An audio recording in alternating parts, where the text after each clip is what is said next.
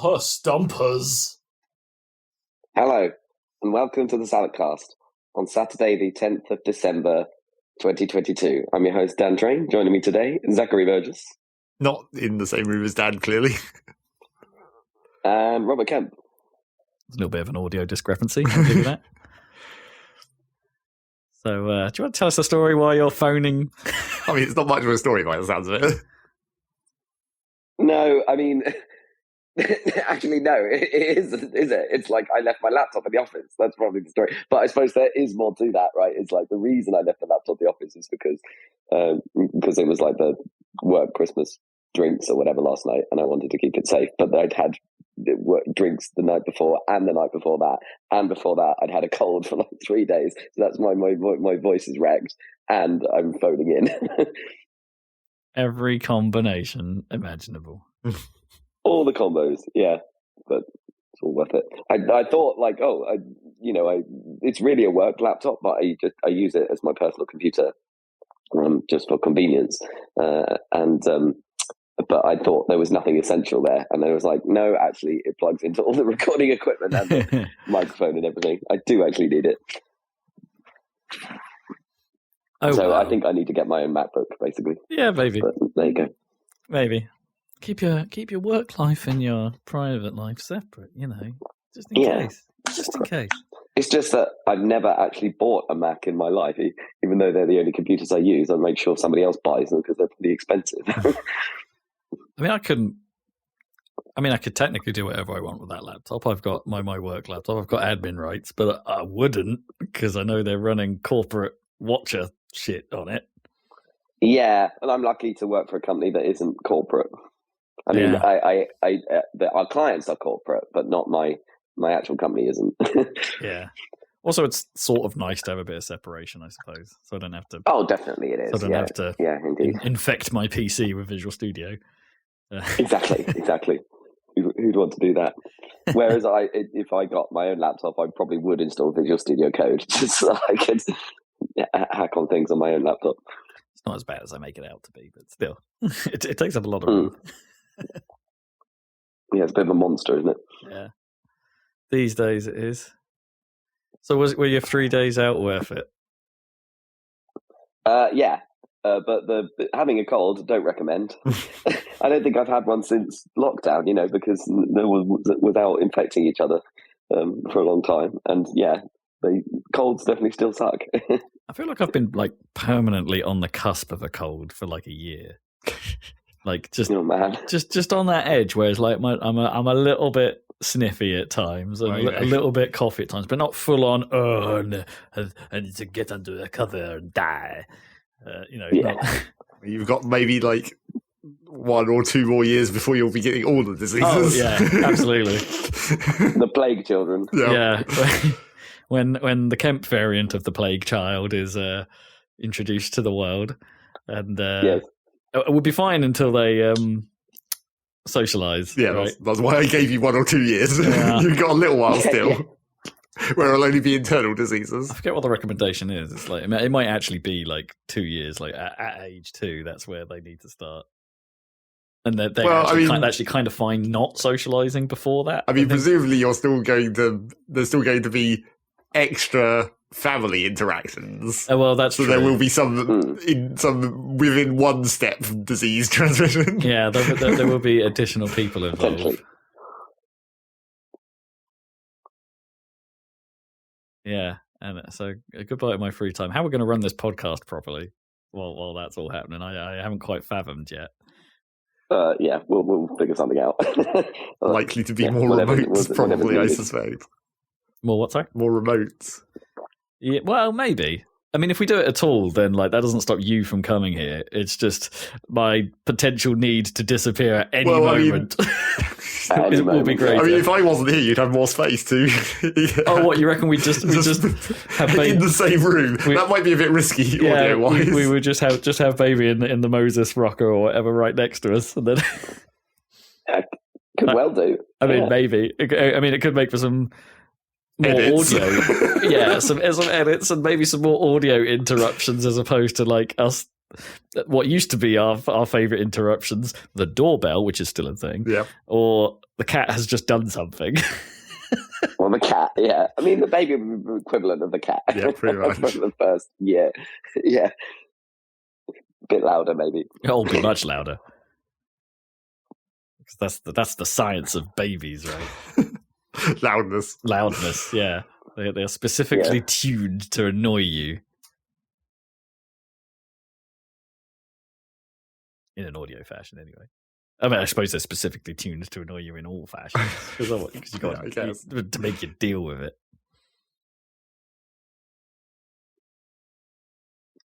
Anywho. It's supposed to be exciting, right? Like, let's try and focus on the positives, people. It's going to be... it will be interesting, that part, though, this part of the podcast. So, listeners, it's going to have an impact.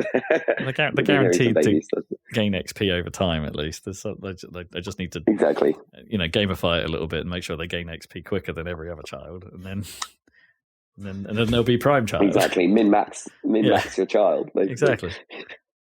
Get the right build. Yeah. Yes, I've got to choose whether hench or brains. Yeah. Yeah, what stat am I saying? No, they don't need that. Well, I think if we're looking at a genetic standpoint, I don't think there's much hench. The base stat on hench is not going to be good. Yeah, genetic hench isn't going to be great. In fairness, it is just.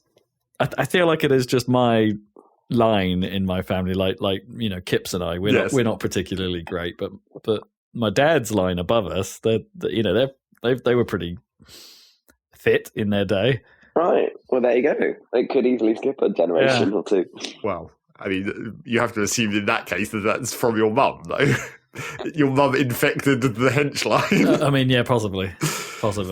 I mean, and of course, historically, we don't really know a huge deal about my mum's line. It stops like pretty quickly because of things. So we don't know what we've inherited too much. Well, you'll find out even more. Yeah, we'll see. I don't know if you could do a luck run on it. Like thinking of Fallout stats. Like how do you breed a luck run? And would I want them meeting the mysterious stranger? I don't think so. Well, it might be helpful having some guy who just randomly turns up and shoots whatever's going on in the room. Not sure that would be helpful. Yeah, especially if he buggers off and you're left with the fallout. I don't think shooting things in general is going to be a good solution for most problems. So it's only in the Fallout universe where you have to shoot things a lot does that become very useful. What if he's like Phoenix Wright and he's just like a mysterious stranger lawyer, like just rocks up and he's like, objection! and then disappears. That's my whole flavor. The problem just goes away. Like, he just yells objection, and everyone's like, "You make a very good point." I agree with this. And I still, at some point, we still have to get around. This is a podcast about video games. Maybe. Get around to playing Marvel vs. Capcom 3 Ultimate and playing Phoenix Wright. See how we can objectify someone in the face. Apparently, it's pretty difficult.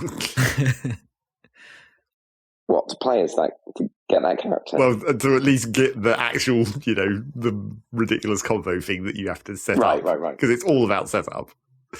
Oh, of course, yeah. Presumably, there's so many steps you have to go through in order to have a case to present. Lawyers. All right. Other than that, what's going on, people? Well, when I was sick, I couldn't do anything, so I was just scrolling Twitter, looking at all the insane Chat GPT stuff, and getting more and more freaked out. I don't know if you've seen this. Not at all. No, what's going on? Absolutely. Do you know about it, Zach? What's going on is more AI stuff happening. What AI? It's stuff? like, it's an AI. AI. The GPT-3 language model has been around for a while. It's like you give it a prompt and it writes you. It's trained. It's a language model trained on like the internet or whatever. Right, and it writes like convincing prose or convincing copy or whatever. Sure, like write me an essay on this subject kind of thing. Exactly. but the last week they released a new variant of it called Chat GPT, and you can sign up and use it for free. It's a alpha release. And the thing about this one is it's called Chat because it actually retains context, and you can respond to the first, so it can write you something, and then you can have a conversation basically with it. So you can say, write me an essay, but then you can say, I'll tweak that bit, or I don't want it like that. Can you do it the other way? And it retains the context of what's going on, which the previous ones didn't. There was just input and output, but now it can have now you can talk to it. Right. And it's a general model, right? So it can, but it's amazing how good it is at, like you can say, write me a script in Python to do this or whatever, and it comes out with a script, and it explains what it is, gives you the code, all commented, and then you can say, oh, actually, I want that please put that in JavaScript or whatever, and it will just give it to you. It's amazing. But people have been doing, like, obviously having fun with it. There's a lot of like, please write me a Seinfeld script, where George Costanza is using, has discovered AI or something like that, and it'll give you a perfect Seinfeld script, complete with jokes and everything. Weird. It's bizarre. But there's just more and more of it on Twitter, like everyone geeky trying different combinations of things, and there was no mainstream news coverage of it at all. But everyone in technology is freaking out about it. It's really weird, and about how it's going to. So this is like this week's like Stable Diffusion. Yeah, pretty but much. for text, exactly. But exactly. Yeah, that is strange. Well, Because the media love making a thing out of like AI art. Well, right, and not that much. Yeah. A little bit. I see a fair amount of it. Oh, and that reminds me, I've got a whole bunch of free credits I should probably burn on random stuff. I mean, the AI art is like, I guess if you're looking at it in the media way, it's like it's the sequel to deepfakes. Basically, it's like an ongoing story for the how they reported deepfakes before. So I guess it makes more, and it's visual, which kind of helps, visual, I guess. Yeah. But it's attention grabbing. And also, then you could also liken it to like the lawsuit about the monkey taking the selfie and all that stuff. Like, how are we going to deal with the copyright issues and all that? Yeah, exactly. Because where does the content really come from? It's been trained on stuff that probably is copyright. Yeah, but and it's more obvious that it's like ripping stuff off in art form. Sure, because surely that's the Seinfeld script example. Like, it can't be writing jokes that it's even not writing jokes that make sense, right? Because that's hard. That's like super hard, right? Even for humans to do right. Yeah, and so it must be pulling. Yeah, it must be pulling jokes from something else, or probably the whole script of the original Seinfeld. Like reusing Seinfeld jokes, situations or whatever. I think, and then I think it does write jokes, but they're like, they're like children's jokes. They're not, they're bad, right? But it does construct actual jokes. Like one of those. I mean, that's not unique, is it? But yeah, it's like why did the chicken cross the road? Because there's a Starbucks over there, bro. It's just... Yeah. I mean, that's funny. But that's the sort of, to me, that's like child level jokes, right? That's the sort of stuff we'd come up with when I was like 5 or something. It doesn't entirely not sound like a Seinfeld joke. No, I guess not. Yeah. Yeah, too good. You're too good, Rob. I can't remember my older days. Know your roots, man. I'll tell you the most mind-blowing blog post was from a tech guy, and what he'd done is he'd asked ChatGPT, please pretend that you're a Linux machine and you're a terminal, and like when I give you commands, respond like a Linux terminal would. Huh. And it comes out with, prompt, $, and he's like ls, and it gives him, obviously it's not real, but it gives him like what's on the fake file system inside this like model. And then he's like, oh, is it connected to the internet? So he's like, ping bbc.com, and it comes back with a ping response, even though it's not, obviously, it's not a real doing ping. Any networking. Yeah. It's not a real ping. It's just a convincing looking ping response comes back. Wow. And then he's like, okay, well, I'll use a web browser. So there's that Lynx web browser, that's a terminal web browser. So he's like, Lynx, open up links google.com into this thing, and it comes out with something that looks like google.com. and then he does a Google search or something like that within the thing, and it comes back with what a Google would return, even though this is all imaginary. It's like a VM in the mind of this AI. It's completely insane. And at the end of the thing, he navigates to the web page that he's on, which is the input for this AI, ChatGPT, and then pastes the original prompt that he started the whole thing into it recursively, and it worked. Well, I mean, that part's maybe the least impressive, because at that point it's just reusing the literal data you've just given it. It can shortcut, I guess. I suppose. But still, mind-blowing. It's like I don't know. Anyway. I mean, all that means is that someone somewhere on the internet is just uploading their Linux logs in full form. I mean, it happens, right? The number of stack... I mean, how many... If it just went through Stack Overflow, right, and read everyone's code, and everyone's questions, then it's like... It got 2 days later after it launched, it got banned from Stack Overflow because Stack Overflow was completely flooded with convincing-looking answers that were bullshit generated by this AI. Oh, what? Well, yeah. So presumably, were people asking the AI, and it was coming up with nonsense, and they were just posting it? Yes, it still has to be human driven. That is also the other problem that art has been having a lot. Where you'll see a picture and you're like, oh, that looks like a normal picture, and then you look at it for 2 seconons longer, and it's like, hang on a minute, yeah, this is fucked. Something's not right here. Yeah. Oh man, that was some of the most fun I think I've had in a long time. Was just you and I just messing with stable diffusion prompts the other night. That was so funny. Well, it's only funny when you try and make a picture of text, because it still can't manage that version. Still can't manage that. So the fake text that it comes up is incredibly funny. Oh yeah, no, it can't. Yeah, like when we came up with an ad for spam or something, they just couldn't spell spam. They came up with all kinds of other stuff. Right. Yeah, it's stable diffusion's not great with text apparently, but I'm yet to try things. That's why you need the language model like this for text rather than the image. But there are model. Yeah, the ones you can freely just use. They're not as powerful as the more adventurous art models, and or the paid for art models. And I've not really dabbled with those. As I say, I've got credits. We could try with those, but they're limited. Yeah, don't know quite what I'd use them on really. Maybe come up with some Glacial Spoon album art. I don't know. Make a new Happy Salad real quick. Yeah, no, did suggest that. But you need to. The problem with those, as I said, the problem with these models is you want some time on the free one, I guess, to try and refine your prompt into something. Yeah, try and guess what it might be able to make. Get something in the right ballpark, and then dial it, and then fire it at the paid one to get a high res version or something. But then that's not how these things work. No. They still cost your credits to run test prompts and things like that. So I think they need to sort out some way of doing that better. Thumbnails and things are free, but then if you want to actually expand on that idea, go ahead and burn credits.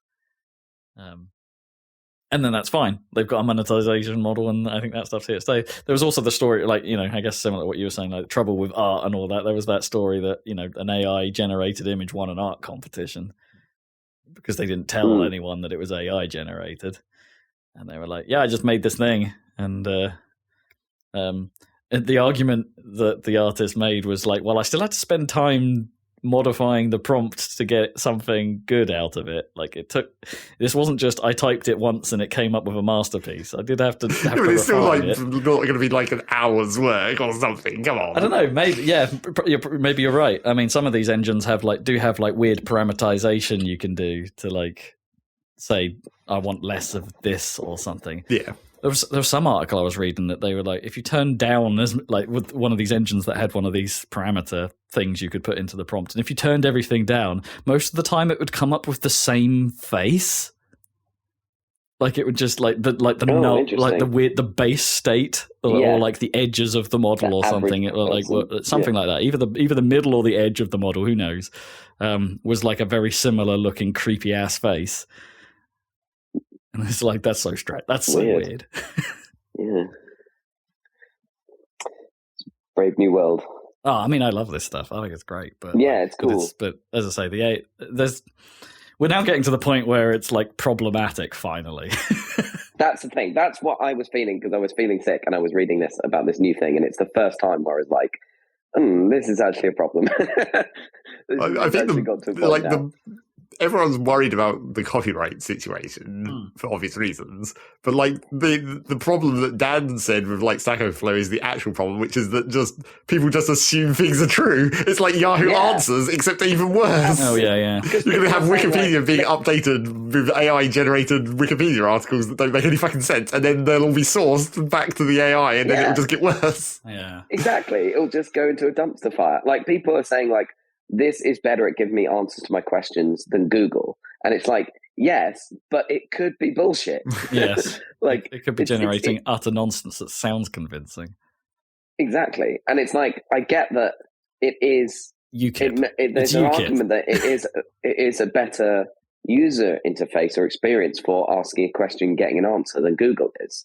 But it's a fundamental flaw that everything it tells you could be total lies. Wait. Could this be the ultimate training tool for politicians? Yeah. I mean, you could easily give it a prompt that would generate whatever answer, bullshit, non-answer to any question. Something that people are already worried about is like, what percentage of political arguments going on right now on Twitter are actually one person talking to a robot?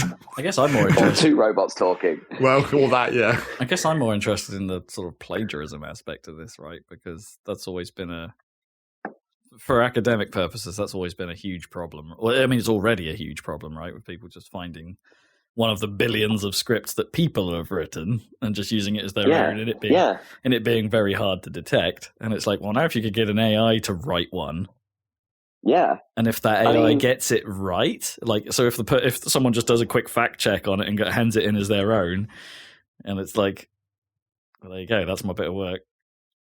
Right. Exactly, because like what it generates is like it's not good. I mean, it's good, but it's good enough. That's the thing. It's like 80% of the way there, and it's like for actual rigorous academic stuff, or like not like a white paper or something like that. So, you get torn apart. But like for school homework, like 80% there is better than most school students probably do. Be like a B. Yeah. You could generate a B-level answer in 2 seconds to any homework question, and then that's genuinely true. You could do that right now. You could log on to it today, and you could give it, your essay prompts, and it'll give you a B grade, unique, possibly full of bullshit essay. It's amazing. And then, so people are arguing, "Oh, this is the end of that," but then it's like, how are the teachers going to grade it or mark it? And it's like, okay, you can just get the AI to mark them as well. And it can do that too. Yeah. Well, maybe you need to start like feeding the essay in and be like, hey, AI, tell me what percentage chance that this essay was generated by you. Yeah, exactly. Well, that is what's going to happen, right? Yeah. I mean, with all of them, including the AI art and stuff, is they will have models to detect whether something was created by a model, right? I mean, I already know there's work, thanks to a couple of legal friends of mine, like, that are really into this as being an idea and stuff. I know there's already work in, like, reading legal, like AI reading legal documents to make sense of it, or reading contracts against, and then you plumb in the alleged infringement, and it will go, yeah, they infringed. Because it somehow parses the contract, and it's like, but if that's written in like perfect legalese terms, that should be easy to cross-reference in some way. That actually sounds okay, assuming you can define the allegation correctly.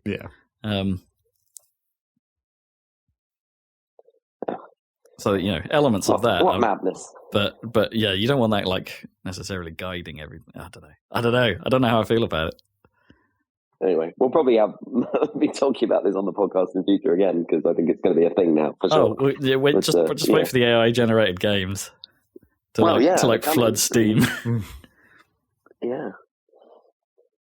Anyway, going on to video game news then. I don't know if there's any segue there, but we've had some news, haven't we, this week? Because isn't it been the Game Awards? Is that right? Game Awards. Well, there's some news as always, like not much. Yeah, I mean, all right. Let's. Rob seems to have written an unnecessarily long list of things that we don't care about. Yeah, I mean, I did what I normally do. I mean, that's not even the full list. No. That's just things that looked mildly interesting. I don't know. Maybe I'll cut over a few of these, but Because the only thing, first thing on my list, I've got. There isn't much. To be clear, there's pretty much nothing on this list that made me super hype. Either. There isn't. It's not. It definitely wasn't one of those shows. Well, and there isn't really. There wasn't really much in the way of surprises. Or anything. And there isn't really much new. There's several sequels and expansions. But there's not any super standout new stuff. I mean, Al Pacino turning up to give an award is kind of something. That's not a game. It's not a game, no. But there was, there was a number of celebrity appearance. I suppose celebrity outside of gaming appearances this time round, and it's so maybe the Game Awards is increasing in popularity, I don't think so. Or mainstreamedness. I don't know. Anywho.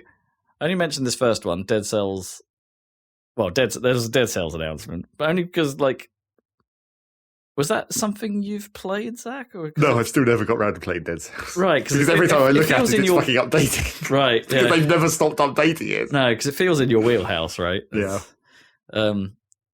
As a roguelike. But anyway, they're doing a crossover with Castlevania. I mean, and they've been doing all kinds of fucking. All they've been doing recently is crossovers. Really? I think for the last 2 years, maybe because I think I wasn't aware. I kind of thought this was their first big crossover. Well, it might be the first technically big one because Castlevania is arguably a pretty big brand. Oh, it's huge. Yeah, but I guess it was. Yeah, because it's not any longer, maybe. Unless Konami get back into games with Castlevania, yeah, who knows? But yeah, I think a month ago they announced another crossover pack with a bunch of indie games. There was, I think it had Hotline Miami and Terraria and Katana Zero or whatever that game's called. Oh yeah, Katana Zero. And then a couple more that I don't remember, but and Risk of Rain was in there as well. Yeah. So they've been doing lots of indie crossover collaboration things. Interesting. And do those stay in the game, or are they events? I believe they stay. I think they're just well, I don't know how it actually functions in the game, but I think it might just be no, I guess I don't know how Dead Cells actually works. It's either this is going to turn into Super Smash Roguelike or something. Well, yeah, kind of, because when you also not a bad idea, by the way, obviously, but the way it shows up in Dead Cells is they have it's actually character sprites and everything. But it seems from the video I saw of this latest indie set it's the character sprite and a weapon maybe that's from the relevant game. Okay. And the way that these roguelike games work and the way that Dead Cells appears to work is you're building your run by picking up items as you go. So I don't know if it's more these crossovers are maybe a starting point where it's you get the specific weapon from that game, but then you just build a run the normal way. Yeah, or are they themed runs or something? Or something that you toggle on, and then it's this is going to be a rain run, or this is going to be a Castlevania run, and can they all mix? Yeah, I mean that is the question. Is can they all mix? Sounds rad. Because it is very weird. Because it's not as direct a reference as. Well, I suppose it's when you see the Terraria guy, but in the Dead Cells engine, it's this looks weird because it's not Terraria's pixel art. It's Dead Cells art, but just a dude, right? Yeah, which just looks really weird. And he's but it tries to simulate Terraria's weirdly stiff pixel animation. So he's super. He stands up super straight and swings the sword really weirdly, and it's just this looks weird. A bit someone trying to act like Minecraft Steve. Yeah. Exactly. Yeah. But yeah, they seem to have been doing that a lot. I was thinking about this the other day. The whole thing about indie game, indie darling crossovers, kind of stopped. Right, there was a period of time in the early indies, I suppose, where all of the obvious candidates would always turn up in all the other obvious candidates. Well, I mean, this is still the example of it has been continuing. Yeah. And then, Terraria has this year had, this Dead Cells crossover and the Don't Starve one that they did earlier this year. I'm just thinking there was that. Oh, I suppose that's an obvious one, I guess. But then, there was a period where, Super Meat Boy would turn up in everything, or Commander Video would turn up in everything. Yeah. Or that guy from I want to be the guy. Well, maybe that. Yeah, or Braid guy, or Oh yeah. That's not what I was thinking of. What is it? Oh, what is that? Bastion. Oh right, boy. Bastion dude. Yeah.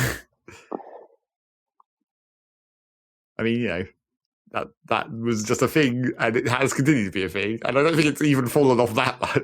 Maybe there's not quite so many dramatically big indie games any longer. Yeah, maybe it's sort of a more average background noise. Maybe that's sort of like that darling phase. Was it the golden age? I suppose is over in indie land, and now there's just too many to pick from. I mean, Among Us, I guess, is the obvious choice for everyone, right? Well, is Among Us in Fall Guys? That sounds like a really obvious thing that should happen. I don't remember, but I think it might be. I should probably know that, given Ho worked there and stuff. But, because it's just like the beans and the Among Us guys. Exactly They're the same. Conveniently. I wouldn't be surprised. There was quite a few crossovers, I think, wasn't there, with Fall Guys? Well, yes. I mean Fall Guys is another example of the ridiculous crossovers. Yeah, they're still doing them. And, then there's Fortnite. And then there's Fortnite, the ultimate. They've got a strong crossover game. Yeah, took over from Team Fortress, but Team Fortress was the first real video game that did it, I guess. Yeah. But Fortnite is like Ready Player One level, isn't it, of insanity? Yes. Yeah. They definitely want to be that. Because what was it? They've added The Witcher now to Fortnite. It's taken them a while, but they've added it.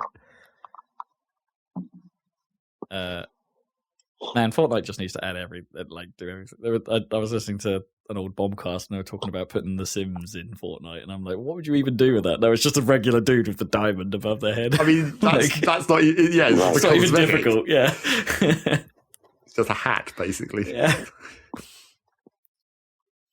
But do they speak Simlish though? All their vocalizations. I mean, that would be pretty cool as well. I don't know that people really talk in Fortnite, no, unless you're playing as one of the branded characters, Dragon Ball guys doing Kamehamehas or something. And then they shout it out real loud. Anyway, there was that. There was a couple of announcements of Sony releasing more stuff on PC. So we'll be getting Returnal and Last of Us Part 1 soon, being released on PC. This comes off the back of apparently that Uncharted PC release, or was it Uncharted 4? That apparently didn't do that well. It wasn't as interesting. It didn't sell as well as Sony's previous PC ports. So I don't know if that's just because, well, everyone knows what Uncharted is and is thus less interested in it. Well, it's a bit of an older game at this point. Yeah. It's a slightly older game. Yeah, so it was the combination. I think it was that they released Uncharted 4 with the Lost Legacy bit on it as well. Yeah. Great game. Oh, yeah. Yeah, amazing game. It's not my favourite in the series. It's no Uncharted 2, but and I haven't played Lost Legacies, which is also supposed to be pretty great. But yeah, interesting. It's just maybe everyone's like, all right, Sony, slow down a bit. Yeah, maybe. But it is good news, really, that they're committing to this. Shout out to possibly the most interesting game of the show, which I don't think was even in the main show. I think it was in the pre-show. But and I think this is going to push your buttons, Zach, a little bit. So this a game called Viewfinder, which seemed to be about taking photos and placing them in the world, and then they become a little bit like, what was it, Snapshot or something like that. But imagine that 3D and things. But so you put a photo down, and it actually and then you move, and the photo's actually been 3-dimensionally put into the world. And then you can pull things in and out, and the photos can have different styles based on what they've been put on. So you're walking into different stylistic worlds, whilst it looks weird and pretty cool. I mean, sounds like a combination of that superliminal game and quantum, whatever that game was called. Nope, I've lost it. Yeah. What was that game? You think? No, not Cube. No. It was Quantum something, right? Quantum Conundrum. There you go. Surely. Yeah, maybe. the not Portal that no one actually liked in the end. Right. Yeah, I can't really remember. Well, it's because, like you said, with the different styles, right? It was like Quantum Conundrum with the fuzzy world and then the heavy world. Oh yeah, yeah. Maybe that is what I'm thinking of. Yeah. I mean, I wasn't. No, but I can see the similarity. But then Superliminal as well with its like perspective. Pending. Yeah. Yeah, it looked pretty interesting. I got a little bit of like, well, I mean, there's one specific shot in the trailer that gives me a bit of Antichamber vibes. Well, yeah, naturally, but I mean, that's like all those games as well. Yeah, it's just like solving puzzles in this weird way. Yeah. So yeah, that it looked really interesting. That was immediately followed by Atomic Heart, which we've talked about recently as being like a Mick Gordon project from the music. Boy, the music was weird in this trailer. Like, it's still sort of rock based, but it had some bizarre vocal over the top, and but probably not as weird as its first trailer. Still, oh no, not as weird as the first trailer. Definitely not as weird as the Euro dance. But it looks it looks a bit doomy, I have to admit. But like, it looks like a super fast, mad shooter, but with a banging soundtrack. So, sign me up. This thing looks cool, and it's out pretty soon. So in February, in fact. I mean, that was the other highlight, I suppose. The other like point to make about most of the trailers from TGAs. Most of the things shown were 2023 games. They didn't do. There weren't too many. I mean, there were a couple, but there weren't too many. Like, hey, this is a way off reveals. Oh, that's good. Yeah. I mean, sometimes it's nice to see, oh, this is in development or whatever. But like, how long ago was that freaking Elder Scrolls 6? Like, I mean, that's like 2 years ago now. But they never said that was actually a thing. That was just like they were saying, after we're done with Starfield, we're going to work on Elder Scrolls, pretty much, which everyone already knew because that's how they work. Yeah, it was pretty much them saying, "Don't worry, we are going to do it. We just haven't got there yet." Right. Yeah. But the first time they showed it was years and years before that, wasn't it? I think. I mean, it was before we even knew what Starfield was. It was after Fallout 4, I guess, because they were like, next is Starfield, then Elder Scrolls, and then presumably another Fallout. But then the Elder Scrolls trailer was literally just not Fallout 4, going Fallout over 76, rather. The Elder Scrolls trailer was just them going over a landscape, right? It wasn't a trailer. Well, I mean, the original one, the original one wasn't even a trailer. It was just a name card. Or was it just a name card? Because there was another one. Don't forget that's on that in that same year that like Obsidian's working on a Elder Scrolls like that had a bit more of a trailer. Yes. Oh yeah, I remember that. Yeah. But yeah, that was a good 2 years ago now. I'm sure, at least. I think it might be longer. I think it might be longer than that. I can't remember. But I mean, the original time they announced Elder Scrolls 6 was at an E3, so that already puts it like 2 or 3 years ago. Yeah, at least. Yeah. Oh, if it's more than 3, like something's gone very wrong with my my timescales in my head. Well, I mean, that was the pandemic for you. Yeah, I guess you've forgotten the entire 2 years happened basically. Shout out to Replaced, which we've seen before in trailers and stuff, but this game looks really cool, like super cool. I want to I remember me talking about Backbone. I think was it early in this year or last year, something like that, where it's doing like pixel art, but with a few sort of 3D hints on it. This goes all in on that, and we've seen a few games do this before, where it's like it's kind of like Square's HD 2D thing, but like taken to a gritty cyberpunk level. I mean, there was another game that was like that never came out, right? Yeah, there was. I think it was called The Last Call or something like that. The Last Something. And that looked super great as well. And that disappeared off the face of the planet. We never saw that again. So this is eating its lunch. If it comes out, it will anyway. Yeah, it's supposed to be out next year. But it looks really cool. You just have to watch that trailer, seriously. So then I guess this was a bit of a surprise because we hadn't heard much from a Mr. Ken Levine for many, many years. We knew he had his own studio and we knew he was in theory working on something, but we knew that a long time ago, like a really long time ago at this point. So here they are with a trailer for a game called Judas. And boy, does it look like BioShock. Well, hopefully they'll do a better job of aping another game than Callisto Protocol just did. Well, at least Ken... Yeah, I suppose that's the same situation. Yep. I was about to say, at least Ken Levine made BioShock. Oh, wait, no, the Callisto Protocol guy made... Dead Space. Dead Space, yeah. Does it look good, though? Or Judas, even if it looks like BioShock?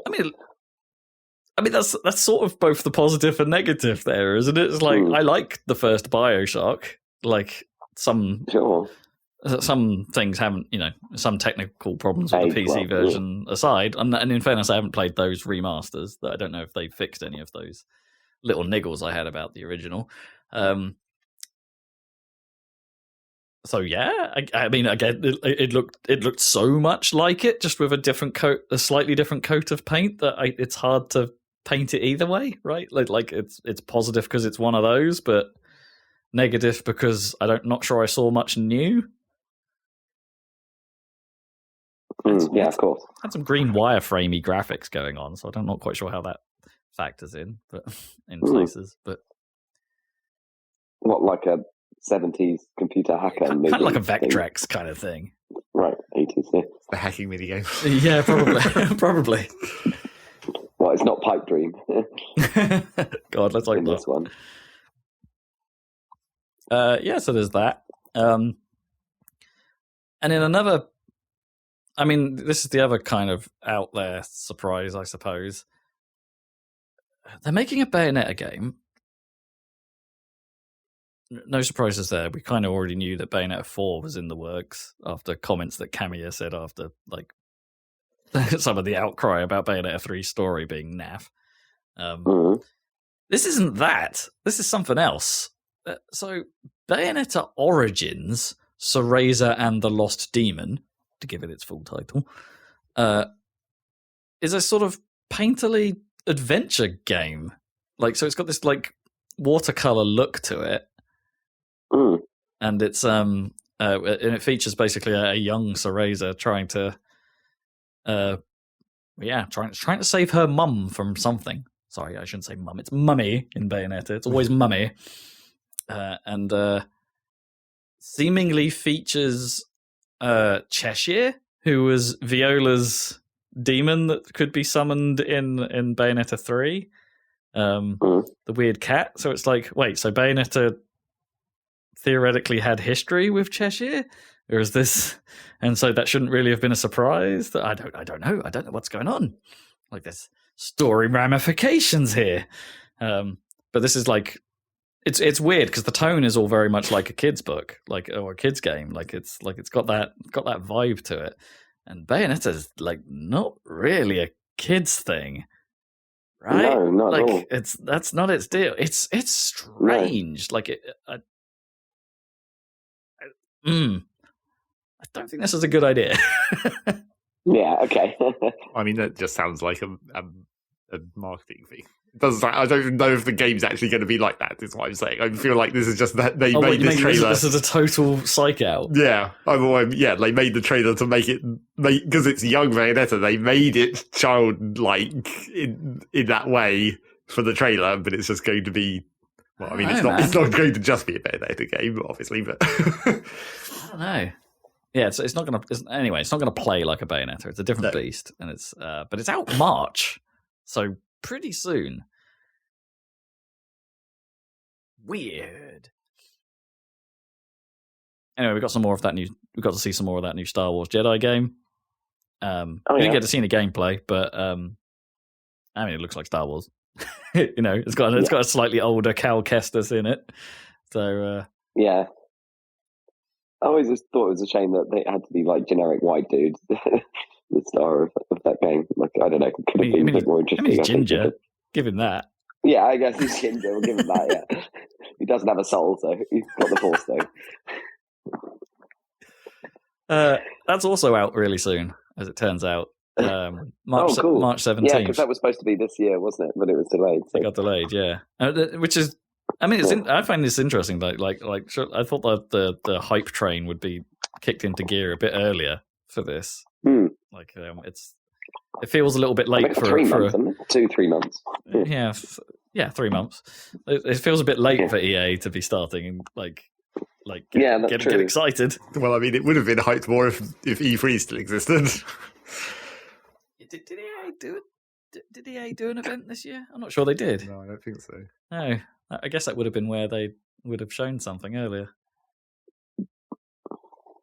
The makers of Celeste are doing a new game called Earthblade. They're not going. It doesn't look like they're going for like a super hardcore like Meat Boy-esque platformer this time round. There's it looks slower paced, and there's some combat involved and things like that. It seems like a different beast. Maybe they're like doubling down on narrative this time. But hey, Celeste was awesome. So yeah, I've got faith in these guys. For sure. That's Earthblade. Did they do Towerfall Ascension as well? Is that them? Ooh, I don't. It might be a. This might be a. Oh, good question.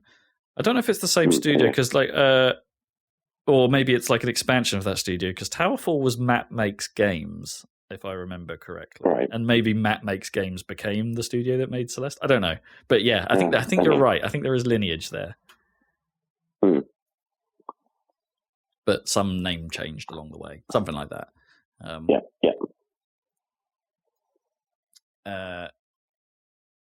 And then it happened. Of course, we had to have the Kojima moment of the show. Of course. We need to keep Jeff Keighley and Kojima's bromance going for all to see. Death Stranding 2 is real. We already knew that. It was already let slip a long time ago by none other than Norman Reedus himself. Just like the first game. Just like the first game, yeah. But it's official now. Leia Seydoux is back for as Fragile. We know that much. Troy Baker's back. Fragile. Well, I think it was Troy Baker. It looked like it was him. He was back. And it sounded like they were playing the voiceover from Mads Mikkelsen's character as well. So interesting. I don't know quite where they're going because I thought like Troy's character and Mad's character were kind of done in Death Stranding, so I don't know quite what they're going to do here. But that's a weird looking trailer. Like as you would expect, like they are doubling down on the weird. Excellent. And like maybe it's a different game. I don't know. Do you think is it still going to be a walking? It's probably still going to be a walking simulator. Or a driving simulator. Now you build all those roads. Yeah, now we've got all those roads. Now we've got all those bridges. Yeah. Bridges, yeah. I mean, there seems to be a new company involved called Drawbridge. So now you can lift the bridges up. Yeah. Wow. Technology. Yeah, I mean, how can you say anything about it at this point? It just looks bonkers. The tagline was "Should we have connected?" After the first game was all about making connections. It's and also shout out to Kojima who was like, I need to like I rewrote this game after the pandemic happened. I don't want to predict something that happens again. Although, like calling the Death Stranding the pandemic is possibly a bit of a leap. Yeah, it's a bit of a stretch. Yeah. Unless the script he was writing for Death Stranding 2 was the pandemic, and he's like, "Well, I'm gonna have to change this." But then it would be a prediction. Pandemic. Yeah.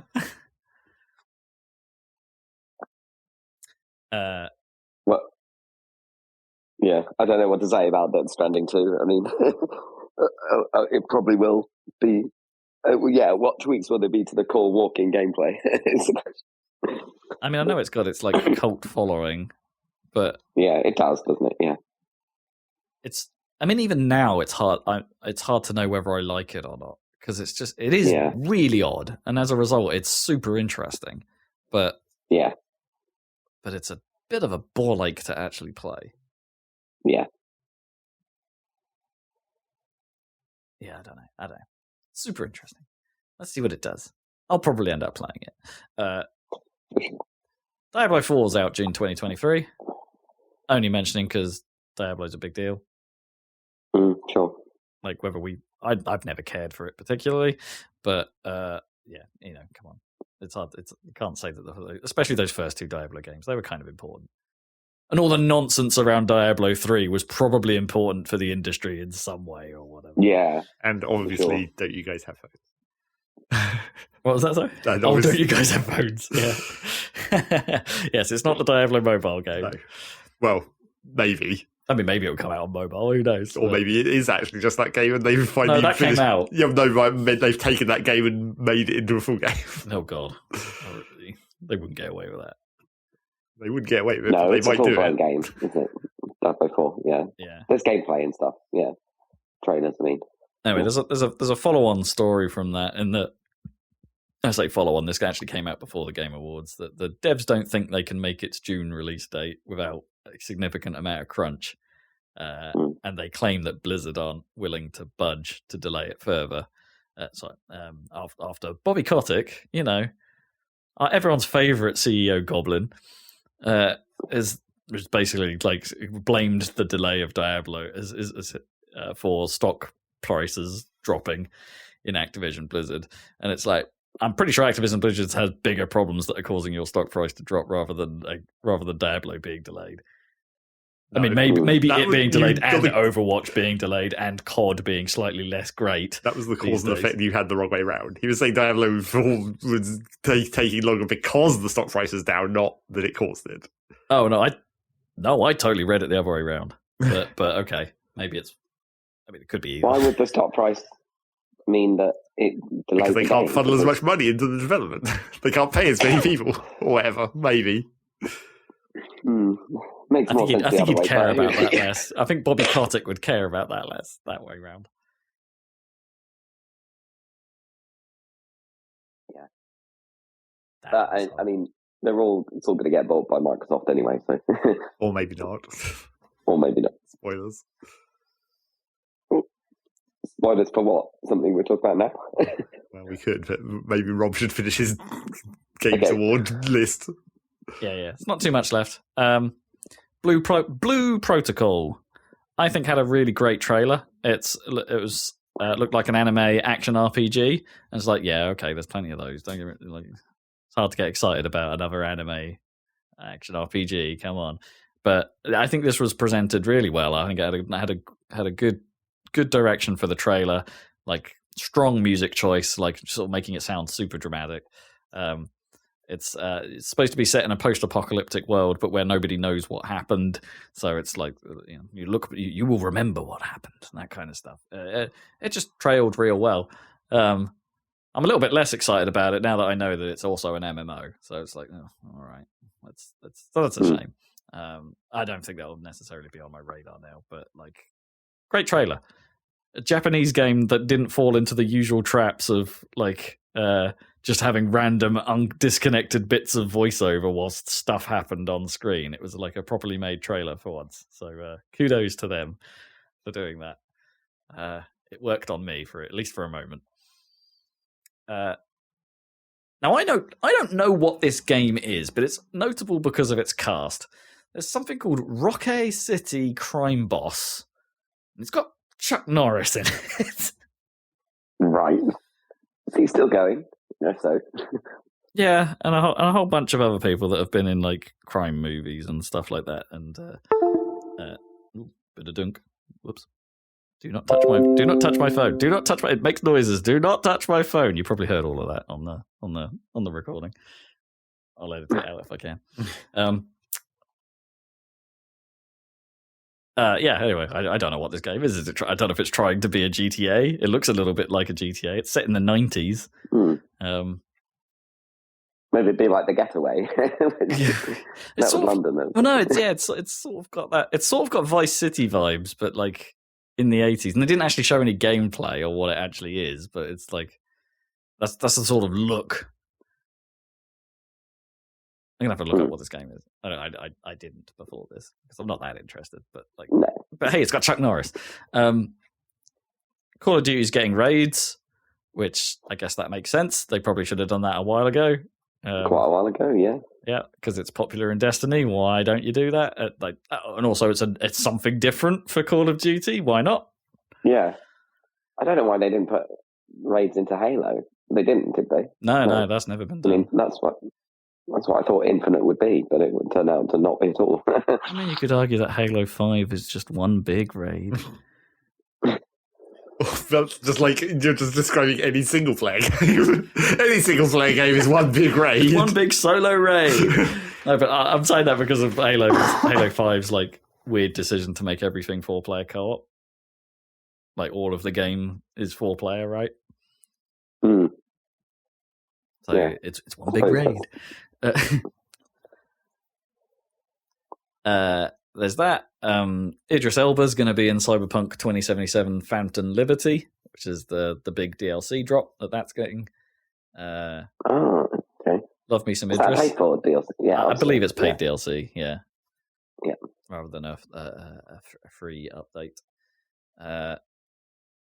From Software announced their new game. They are working on Armored Core 6, Fires of Rubicon. I think this had been rumored for quite a while that they were doing something not Soulsy, or that a team was working on something not Soulsy, as in not an Elden Ring, rather than the rest of them making the DLC for Elden Ring. Yeah. So yeah, we're getting some vintage mech combat is returning. I don't really know much about Armored Core, but like again, good trailer. Also, From Software are kind of in the zeitgeist right now, so it's definitely interesting to see what they'll come up with that like a modern From Software will do to that series. Interesting. That's out next year. And we got some Final Fantasy 16 footage, which is also out next year in June. I mean, it's a numbered Final Fantasy game, not numbered. Could well be numbered. So it could well be numbered. Whatever you think about it, it's a big deal. Like it's a numbered Final Fantasy game. Let's see what they do this time. I mean, it's definitely not a road trip of bros this time. It's like full on fantasy, man. I don't know if it's. I mean, it's more fantasy. I don't know if it's full on fantasy. We're not going back to FF9 or anything. Well, it's pretty.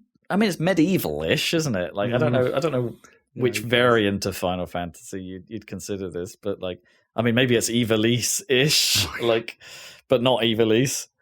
Yeah, I don't think we've seen any gameplay from it still. Right? They keep showing these fancy setting trailers, and that the summons can fight each other in kaiju style because that seems to be in right now. But I don't know if we've actually seen how it plays. I think it's safe to assume it's going to play a lot like 15. I mean, I kind of hope not. Or like, if it plays more like FF7 Remake, which, to be clear, none of us have played yet. But like, it's that. Well, other than the demo, I played the demo, but like that felt like it was moving those ideas in the right direction. And it's like if it's somewhere in between those two, then that's probably a happy place to be. Well, like I wonder how much like open world stuff they can actually do. I don't know. They showed chocobos. Well, obviously, rejoice. Did they look like medieval chocobos? I mean, they kind of look like the modern chocobo look, right? The one they've had for a little while now. Yeah, fair. And those are my points from TGAs.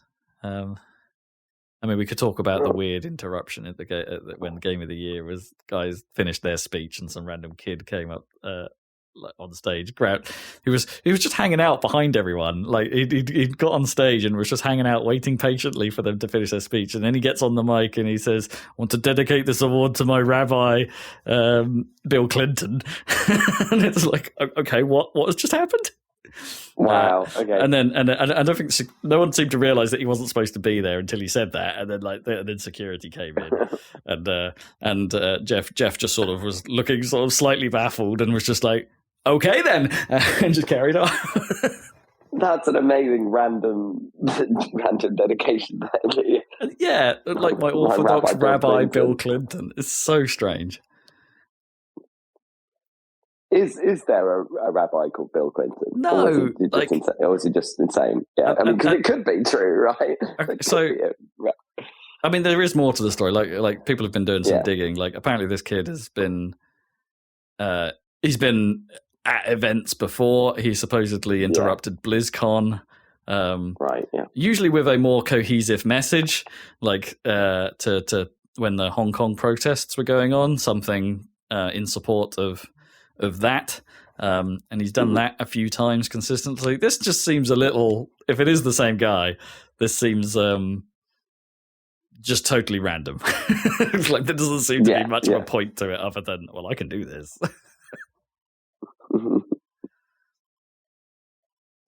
Wow. Okay.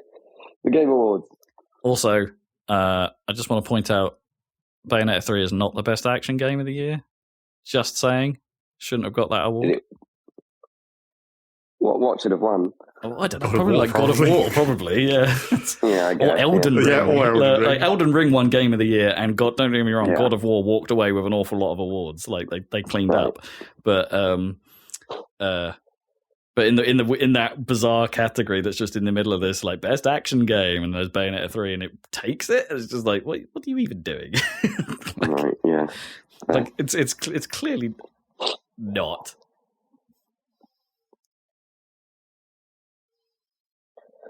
Anyway, right. What other news we got?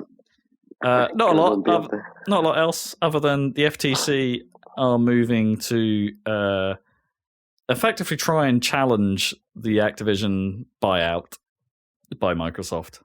Right. Well, that is news. Yeah. Yeah. So this is happening. It was rumored that they were going to do something a few weeks back, with the phrase like a slightly unconfirmed source saying it was quote unquote likely that they were going to do something, but now it's moving to like full on challenge phase.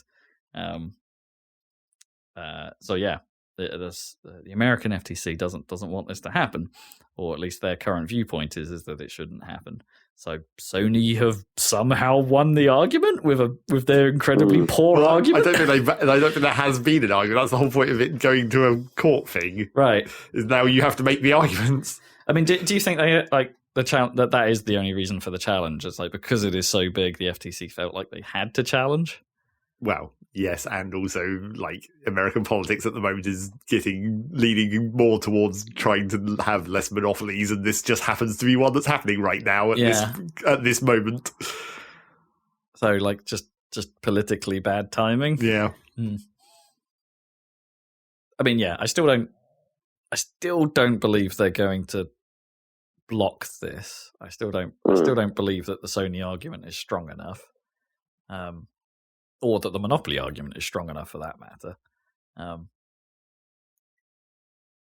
I mean, Microsoft have also tried to like grease the wheel a little bit, haven't they, by saying like, by the way, we're going to try and bring COD to Nintendo. Yes, they basically said, "Fuck you, Sony," and we're like, "We're going to bring COD to Nintendo for 10 years. It's a 10-year deal, and if Sony wants a 10-year deal, then maybe they should come talk to us about it." It's just like this is so obviously the most like obvious counter argument to this whole situation. Is like, oh, it's not a monopoly. Look at what we're doing right now. We're making this deal with Nintendo. We're totally fine. I mean, and if Sony would let us, we'd do it with them as well. I mean, fair enough. I mean, yes, it's obvious, but also we're trying. Like, it's like, look, we don't want this to look like that. That's not what we're doing here. Like, why wouldn't you do that? I guess, if you were put under this sort of pressure.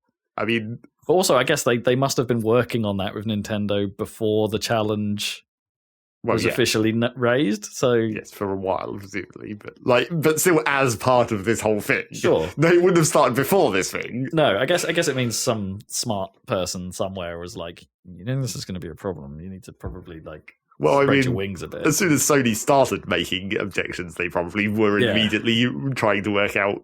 Well, they were probably actually trying to work out deals with Sony at that point. And I bet they still will when those few years are up. But yeah, I don't know. I don't think they... I mean, maybe there's something they see that we don't, That's their job after all. but I'm not sure. I'm not sure I see the logic why this should be blocked. The games industry is bigger than Activision. Yeah. Not just Activision though. You got to get Activision King. Blizzard King. Got to get King in there, the mobile division. But then Microsoft, is it really a monopoly for Microsoft to own? Okay, King are pretty massive in the mobile space, but they're not. The mobile space is way bigger than just King, right? And Take-Two owned Zynga, and people like that. I don't know. This isn't like the Windows 95 days or whatever, or when that. Or no. Windows XP stuff. Yeah. This isn't on the same scale.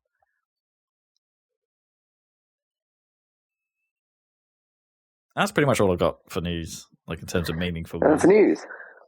Okay, well, let's switch over to what we've been playing. Zach, do you want to talk about what you've been playing the past couple of weeks? Yes, although there's not much to talk about, I don't think. One specific thing. Really? I played some more Against the Storm because after it came out on Steam, they've had their first like major post-release patch, because obviously it's still in early access, as I said. They had their first major post-release patch, which did change some mechanics fairly significantly to do with like it's weird because so you have the different camps that collect different resources, like you have the harvesters camp and the mining camp and that kind of stuff. And one of the complaints people had was that like as you're opening up the map and you're discovering new glades, you keep finding resources you can't use because you don't have the right camp, because you haven't picked that camp blueprint out of the random pool of blueprints, or maybe it just hasn't even given you that option ever. So it's like, oh, look at all these resources that are just sitting around that I can't use. So in order to try and fix that, they made it so you start with like a bad version of all of the camps.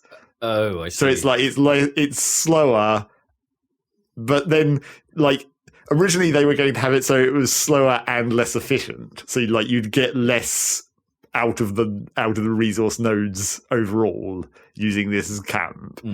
But what they eventually changed it to was that it's slower, but it can't harvest large resource nodes. But then they've like undone their own solution to the problem, because now if you don't take the upgraded version of these camps as blueprint, you can't harvest the large nodes.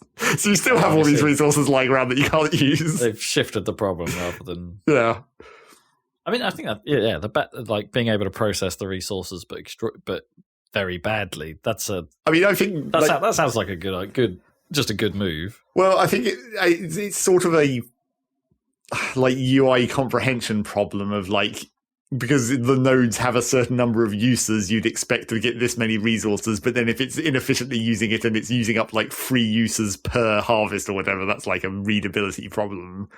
I mean, there's ways you can solve that. And I think like what they maybe should do if they continue to change this is like combine the two ideas, like make the bad camps be able to harvest the large nodes, but inefficiently. Right. Yeah.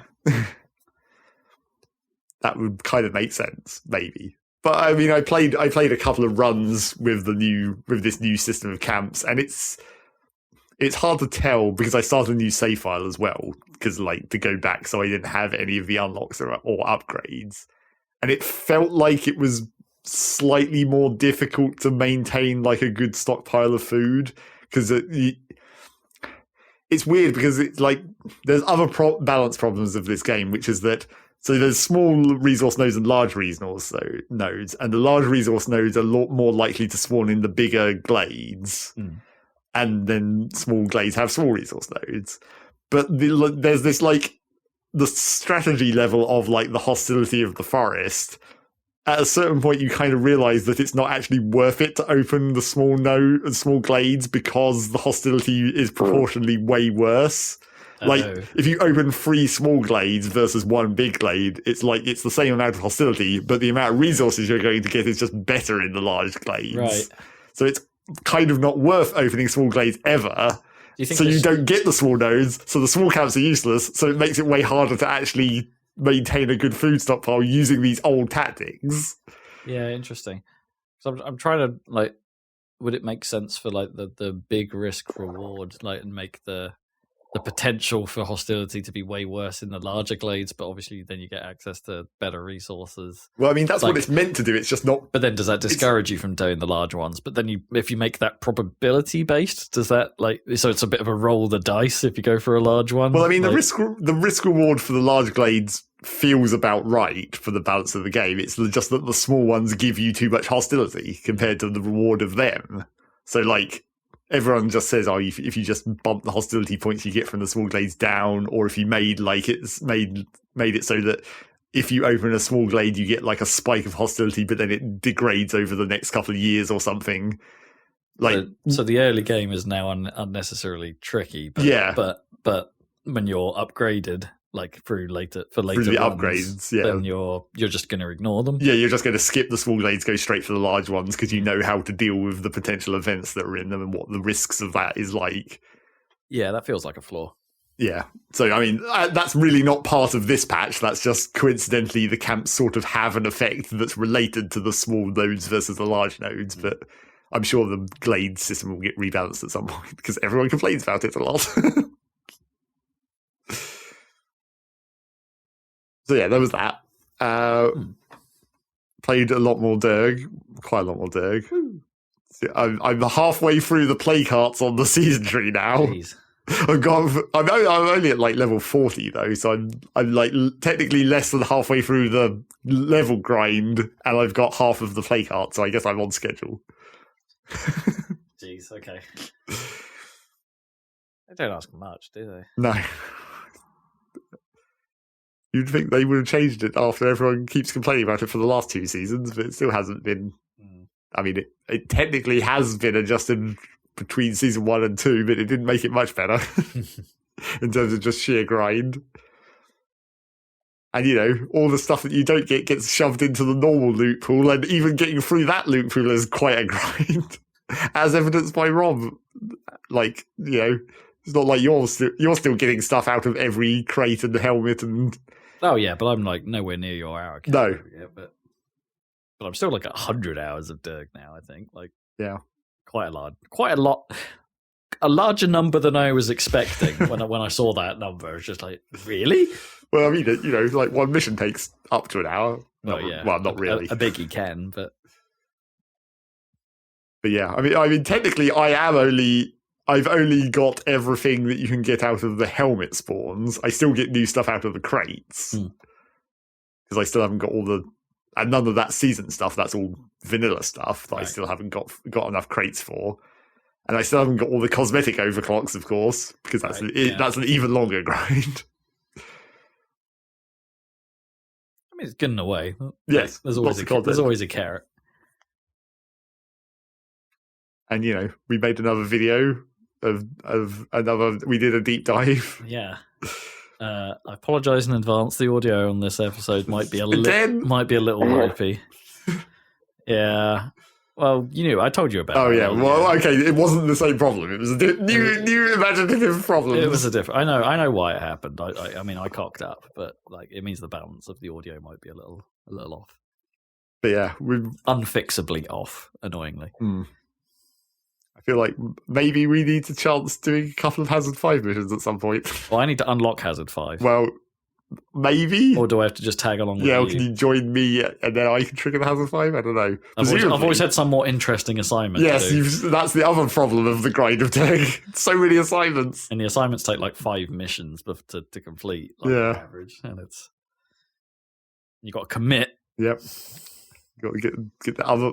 Are you done with the second one of the season assignments? Yeah. I'm done with Plaguefall. Okay, good. And then as soon as Rob starts playing other classes, there'll be a bunch more guns to unlock. Yeah, a bunch more assignments and all that stuff. I'm actually kind of looking forward to that because it's going to freshen it up a little bit. Well, yes. And admittedly, I've played 1 promotion of Scout now, but it's I mean, I like playing NGs. Don't get me wrong. It's a nice simple way to be. But and as we've talked about before, the combination of Scout plus NG is a pretty viable 2-player strategy. Yeah. But yeah, mixing it up with weird other combinations might make this might freshen it a little. Yes, and the more overclocks you get, the more likely you'll be able to make the more interesting gun combos as well. So that was Derg. And then I guess the only other thing that I really wanted to talk about for this 2 weeks was like Dwarf Fortress came out. And obviously I had to get that. I very briefly considered like maybe I should wait until Christmas and see if it goes on a 10% discount. And I was like, I can't do that. I said for years while I was playing the normal Dwarf Fortress that it was like as soon as I can. So there's a way to pay for this. Well, I mean, I could have always like donated because they always had a PayPal or whatever. Yeah. But I was like, as soon as we knew the Steam version was coming out, I was like, well, obviously when this comes out, I'm going to buy it. I'll commit to that. Yeah. Admittedly, that's actually worse than donating the same amount of money through PayPal, but you know. Well, yeah, because I guess Steam takes their cut. Yeah, and the other developers that they had to pay for that half of the work. Sure. Yeah. But yeah, so I did end up buying it. not the day it came out, like 1 or 2 days later. How do you feel about that? Does that mean it qualifies for Game of the Year? Game of the Year 2022. Yeah. I suppose it does. Now yeah. It's Dwarf Fortress. I suppose it does. Except it's a December release, so that you're in that danger zone where people don't count it. And then they forget about it for next year. I mean, all that matters is your Game of the Year. Well, yes, that's true. So how do you feel about that UI? Well, it's interesting because, like, well, the first thing is, like, it's a mouse-driven UI, and it does still technically have keyboard shortcuts, but I've been intentionally basically trying never to use them because they're different, and it's going to completely fuck my muscle memory of, like, I'm going to push the wrong buttons continuously if I try and... If you tried to play the actual Dwarf Fortress. Yeah, if I try and play the old hotkeys that I've just completely internalized at this point. Do you know what the path for Dwarf Fortress is at this point then? Is like the Steam version going to get all the features that are going into... I don't actually know. I haven't really looked at the dev blog for like a couple of years at this point to see how it was going. Like, or is the Steam version the lead version? Like how Minecraft eventually transitioned to Java, right? Well, the trouble with the... Did it? Well, did Minecraft kind of, yeah. To Java? Oh, unless you like mods. Yeah, all the mods are still in Java land, but like... Right, okay. I mean, they're trying to keep Minecraft mostly in line, like keeping up with the updates for like the new creatures and whatnot. Oh, are they? Okay, I thought they kind of stopped. I mean, I say they're trying, but I think Java has always stayed behind. Yeah. Although, admittedly, I haven't played Minecraft in quite a long time, and also, obviously, because I play mods, I'm 90% of the time playing an even older version of Minecraft anyway that the mods are still compatible with. Yeah. Yeah, of course, yeah. But yeah, so the Dwarf Fortress situation, I don't know how they're exactly going to do that going forwards. But so from playing the Steam version, and obviously from knowing the other version, I can already see like lots of stuff that's missing from the Steam version. But like, it's really I'm starting to like think it's a problem. Because so you have this mouse-driven UI, and it's all nice, and like it helps a lot for certain things. It also kind of is still like a horrible mess in some ways. Like when you go into when you like click on a dwarf, and it brings up the thoughts and preferences and all that information that you get in Dwarf Fortress. But it's like it's tabbed now, but then that's like it's got like fucking 10 different tabs, and each of the tabs has an entire screen of text and like different things that you don't necessarily need to know, but then it's hidden inside another tab layer. It's like this is still a bit of you're still trying to cram Dwarf Fortress into a UI, and that's never going to be easy. No, but at least you can click for it now. But the trouble with the UI is that like, in some ways, it actually makes things more difficult, and also in some ways, it like messes with how Dwarf Fortress actually works, which is kind of awkward. It's worse if you already know Dwarf Fortress. Obviously, like maybe new players will be able to actually understand what the fuck's going on, and that will help. I mean, yes, it will. but so there's sort of two examples that I noticed quite quickly. So. The first one is like how you assign jobs is different.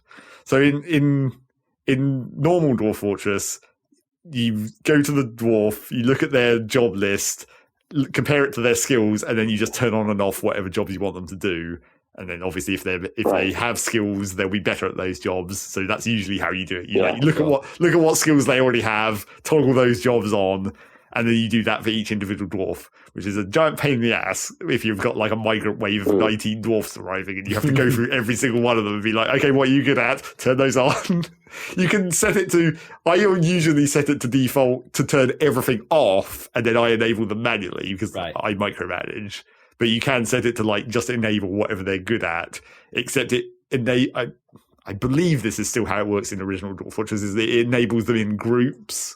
So it's like if you've got someone who's a good fisherman, it also enables all the other fish-related stuff. Oh, I see. Right. Which they might not actually be good at. Right. The fish group is on. Yes, the fish group. He's got some skills in fish. Enable all fish. Yes, pretty much. So that's how it works in the original. And obviously that's a giant pain in the ass, which is why then there's the mod Dwarf Therapist that gives you that external window that I talked about before. It's just like it's a grid. You can see all your dwarfs, you can see all the jobs, and you can just click on it, toggle them on and off, and then just apply, and it just does it into the game. Oh, okay, nice. So you can just do that in one big UI. And so obviously everyone was hoping you'd just put Dwarf Therapist into the game because it's a mouse-driven UI outside the game, right? Yeah. That you can now put into the game. But that's not what they did. What they did is this weird system where what you do is you set up the jobs first, and there's some default ones already prepared for like mining and wood cutting and whatnot. You set up the jobs independently of the dwarf. So you'd be like, I want you to do wood cutting and carpentry, or just turn on the wood category, which covers like wood cutting, carpentry, and bow making, I guess. So what do you mean independently of the dwarf? So when you go into the job view, you'll be like, I'm interested in wood cutting. Show me. No, we're working. It's just like it's a separate window where it's just you set up the jobs first, and then you assign the dwarfs to that job. So you prepare. You say this job category is the fish category. You like turn on the fish category, and this is all jobs related to fish. Then it shows you. Next to that, it shows you the list of all your dwarfs and highlights any ones that already have fish skills. Oh, right. So then you just toggle them on. So it's not really setting up the job. You're picking a category to look at, essentially. Kind of. And then it limits the matrix you're looking at based on the category you've chosen. Yes, kind of. You pick your filter first, effectively. Yes. So it is like the other way round from the way you do it originally. Sure. Like you're not going to the individual dwarf and toggling their jobs. You're setting up jobs and then shoving a dwarf into that. Gotcha. So that's slightly better in some ways, except that it completely ruins the whole micromanagement if you want to micromanage. Because then if you have a guy who's, say, only good at masonry, so you only want to toggle on the masonry, but then you have to go into the job screen, make a specific job that's only masonry, and then put him into it. And then if you then later on say you want him to dual task into engraving as well as masonry, now you have to go and edit that job, and then if anyone else is in that job, you're messing with their setup as well. I see. It's like a roles. Yeah. Yes, it's a roles kind of system. And people can't enroll to multiple roles. They belong to a job. No, you can enroll multiple roles. So then what you'd theoretically do if you did want the full micromanage is you just make a role for every single job, and then you do it in that list that way. But it's just like that's so much more work for this graphical user interface where you're doing it by clicks. Unless they had provided a button to just be like, generate one for every role, please. Yes, that would have been nice. Or just the default list should have them all. But so this is what I would say is an example of how the UI is like hiding Dwarf Fortress. It's like the complexity of Dwarf Fortress still exists, but then this UI, because it's trying to simplify it, is showing less because it's showing these like truncated job lists where you can still get to the full job list and you can still make each individual job its own role and do all of that. It's just like one step further in. Yeah, got you. But then like all that information still exists in the game because it's still Dwarf Fortress underneath, which then leads to this situation where it's like it's less efficient to play it with the new AI. Right, yeah, gotcha. Because if you played it fully without knowing this like extra layer, you'd be like, oh, I want to make this guy a farmer, so I'll just toggle him into the farmer job. But then he does all the farm stuff rather than specializing in one of them. Some of which he's bad at. And then so the end result is less good. Yeah. I mean, maybe I assume they play tested it and were like, you know what? That is a simplification. Yes, it's not perfect, but it still plays. I mean, yes, it makes it accessible, and the trade-off is okay. Yes, that is the argument that has been coming up, where it's just like, on a certain level, you don't need to micromanage it super hard to just have the fortress function. And also there's some amount of like automation to it where like normally the dwarf with the higher skills will take a job if they're available. I see. So if you've got like 4 different crafts dwarfs, but one of them is better than the other ones, he'll usually be the one that does the job before the other ones, unless he's like asleep or whatever. Right. In which case, that's fair. Which is okay. So, like, yes, you can get away with not having to worry about micromanaging it super hard. But it's just this weird system where it's like, if you want to, it's actually less convenient to do it in the new version than at least, well, it might be less efficient than it was in Vanilla. It's definitely less efficient than Dwarf Therapist. Is it, what's the mod capability of the Steam version? I don't really know. I've seen graphical mods already, but I don't know if there's... Oh, I see. Like what, like tile sets? Well, not tile sets, but like graphic replacements at least. Interesting.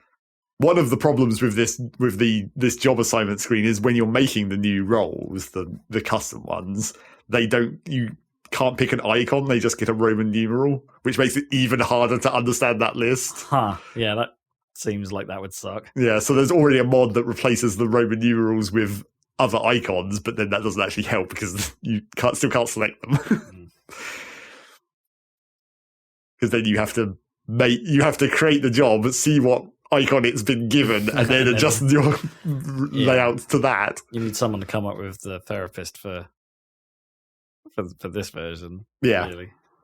And then there's other elements where it's just like other parts of Dwarf Fortress where the complexity of Dwarf Fortress still exists, but you just can't access it any longer. Like when you're building a trade depot, in the old version, there used to be, you could hit a button to turn on an overlay that would show you where wagons could path, so you could see if the wagon could make it to the depot, and therefore you could you could obstruct every other route if you wanted the wagons to drive along a road or whatever. Yeah.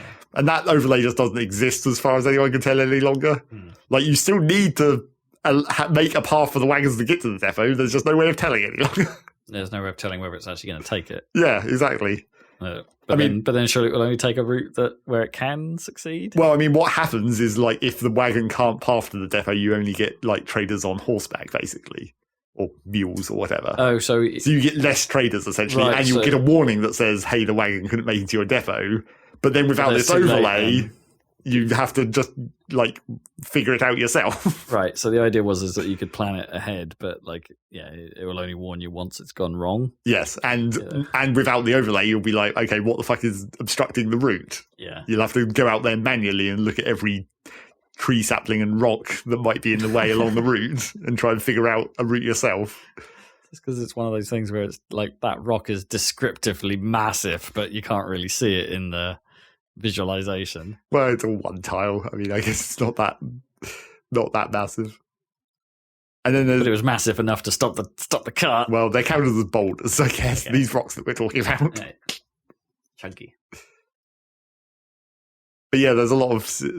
It feels like there's quite a few things like that where it's just like it's still running Dwarf Fortress under this UI, but then that leads to situations where you'd like to be able to get to that complicated stuff, but you just can't currently.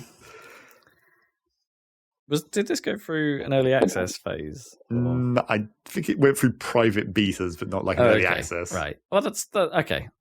That sounds like there's probably a lot of room now. Now the community's got at large has got access to it. They'll thrash out a lot of this. I mean, do you think they will aim to get to parity in terms of the features, or will this always be a more accessible, simpler version? Well, I mean, the trouble is, I mean, I believe the way that the development works is that the separate development company that made this version is more or less separate. Yeah.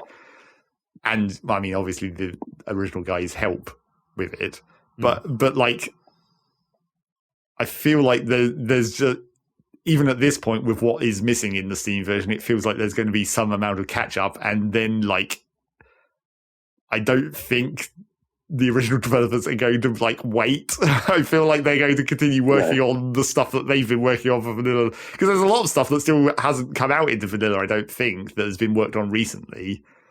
I mean, that's always the case with Dwarf Fortress, but sure. I think there's a fairly major chunk of stuff that's meant to be coming quite soon.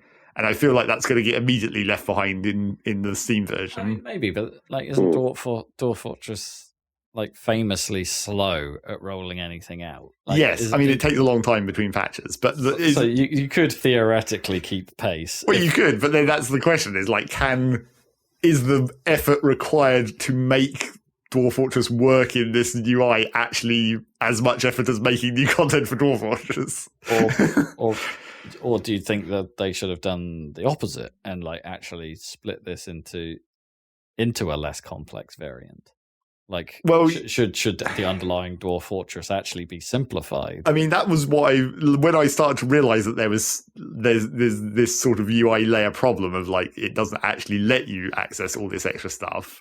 I was like, yeah, maybe they should have stripped it out, but then that would be a whole lot of extra work as well. Oh, absolutely, yeah. To undo all the systems that are linked together, and I'm sure that's a really complex job in and of itself. Yeah.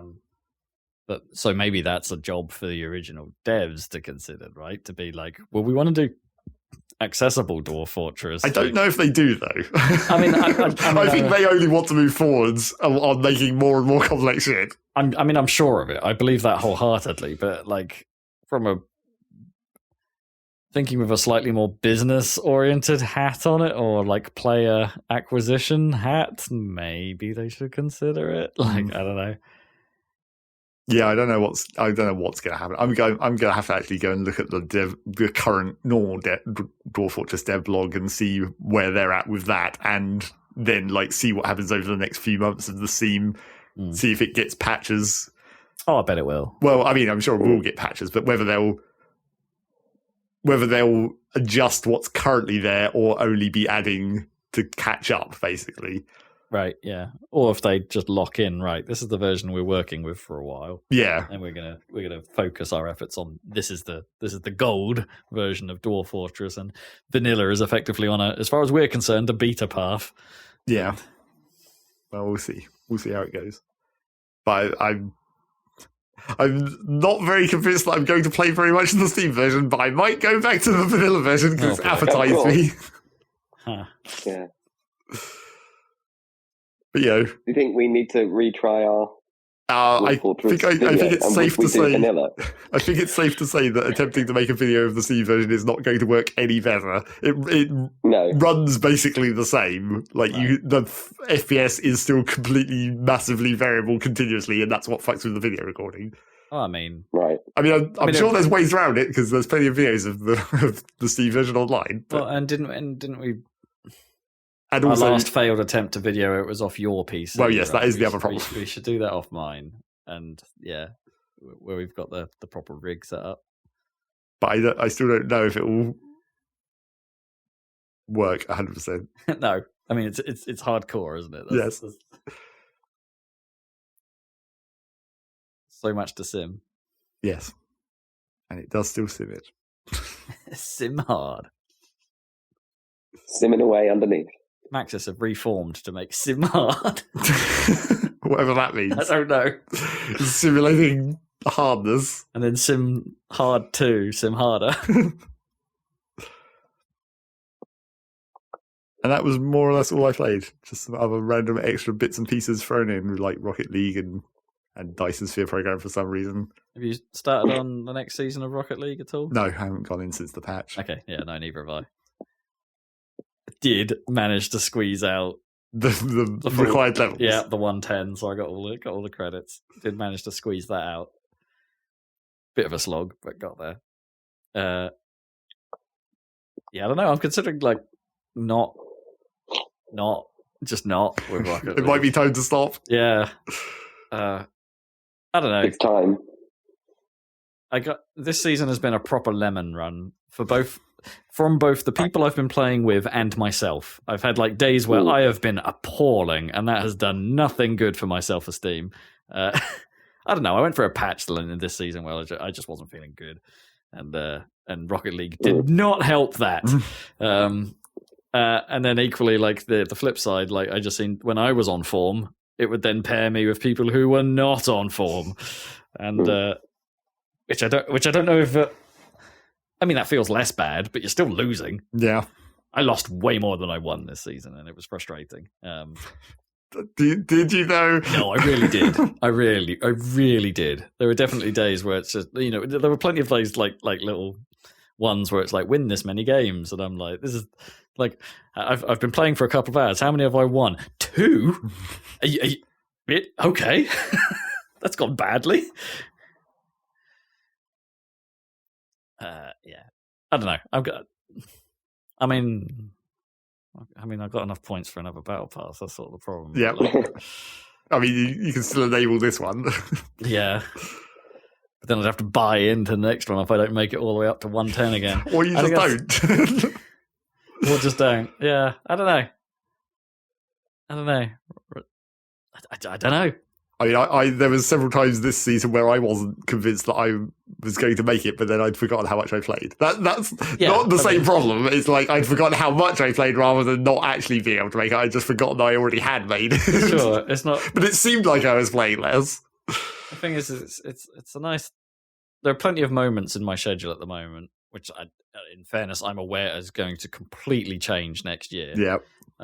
Where I have like little short time pockets. And like Rocket League has always fallen into that. Yeah, I mean that is pretty much the perfect game for that currently. Yeah, and at this point in time, I don't know if those pockets are going to stay or not, and thus like I don't know if I can commit in the same way to Rocket League like I used to.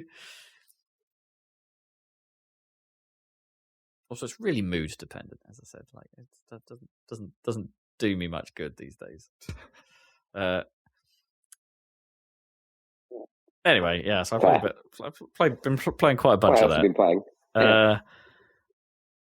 Boy, where to start? Okay, let's talk Splatoon 3, right? So, Splatoon 3 has had the first season of Splatoon has ended. So this is a new concept. So Splatoon 3 didn't really have this idea before, but they had their first major update. And have announced that the chill season has begun, which gives you a new catalogue, which I guess is their equivalent of a battle passy type progression, where you can just earn gubbins from the catalogue in the sequence. But they added some stuff. They added a whole bunch of weapons. They added 2 new battle stages. What they didn't tell you very strongly, like in a very like small bit of fine print in the patch notes, if you go and have a look, there is a new salmon run level, except it's not a new salmon run level. It's one of the salmon run levels from Splatoon 2 that should already be there. But hey, they added a salmon run level. Oh, okay. Salmon run gets a little bit of love. I'll take it. Admittedly, like it's take what you can get with Salmon Run, right? Don't get many updates. Exactly. Admittedly, it's the marooned boat level, or Marooner's Bay, I think it's called. Like from and that's, I don't know, that feels quite hard compared to the other ones that were in the game. So it's a bit of a difficulty bump. My phone's doing things again. Listen to all those noises. Oh God, what have I done? Stop making noises. There we go. My AirPods are running out of batteries, but they seem to have been clever enough to run out of one of them first, so that the other one continues to work. Pretty cool. And then I put that one that's run out into the case, which has battery in it. So presumably that will start charging. Oh, that's case, fun. And then maybe I could sit. I mean, I've never had this situation before, but it's kind of cool. Yeah. Anyway, good design as usual. Yeah. Okay, well maybe I rattle this off so we can make sure we get through it. Anyway, they got a little bit of love, but the big thing, literally, is that Salmon Run Big Run is happening this weekend. So this is the first big run they've done, and all that really means is that you're going to play Salmon Run on one of the battle stage levels, right? So they picked Wahoo World, which, as it turns out, is pretty good for this. And I'm liking the fact that it's a level. I'm liking the fact it's a new Salmon Run level, right? Yeah, essentially, it's a limited time Salmon Run level, and all this is making me think is like they should do this way more often. They should do.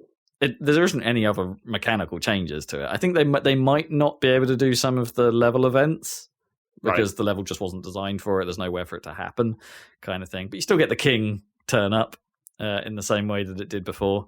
They're being a little bit more generous with the bonus balls. Like the sequence goes on for longer before it tails off. Although I've already hit that point where it tails off.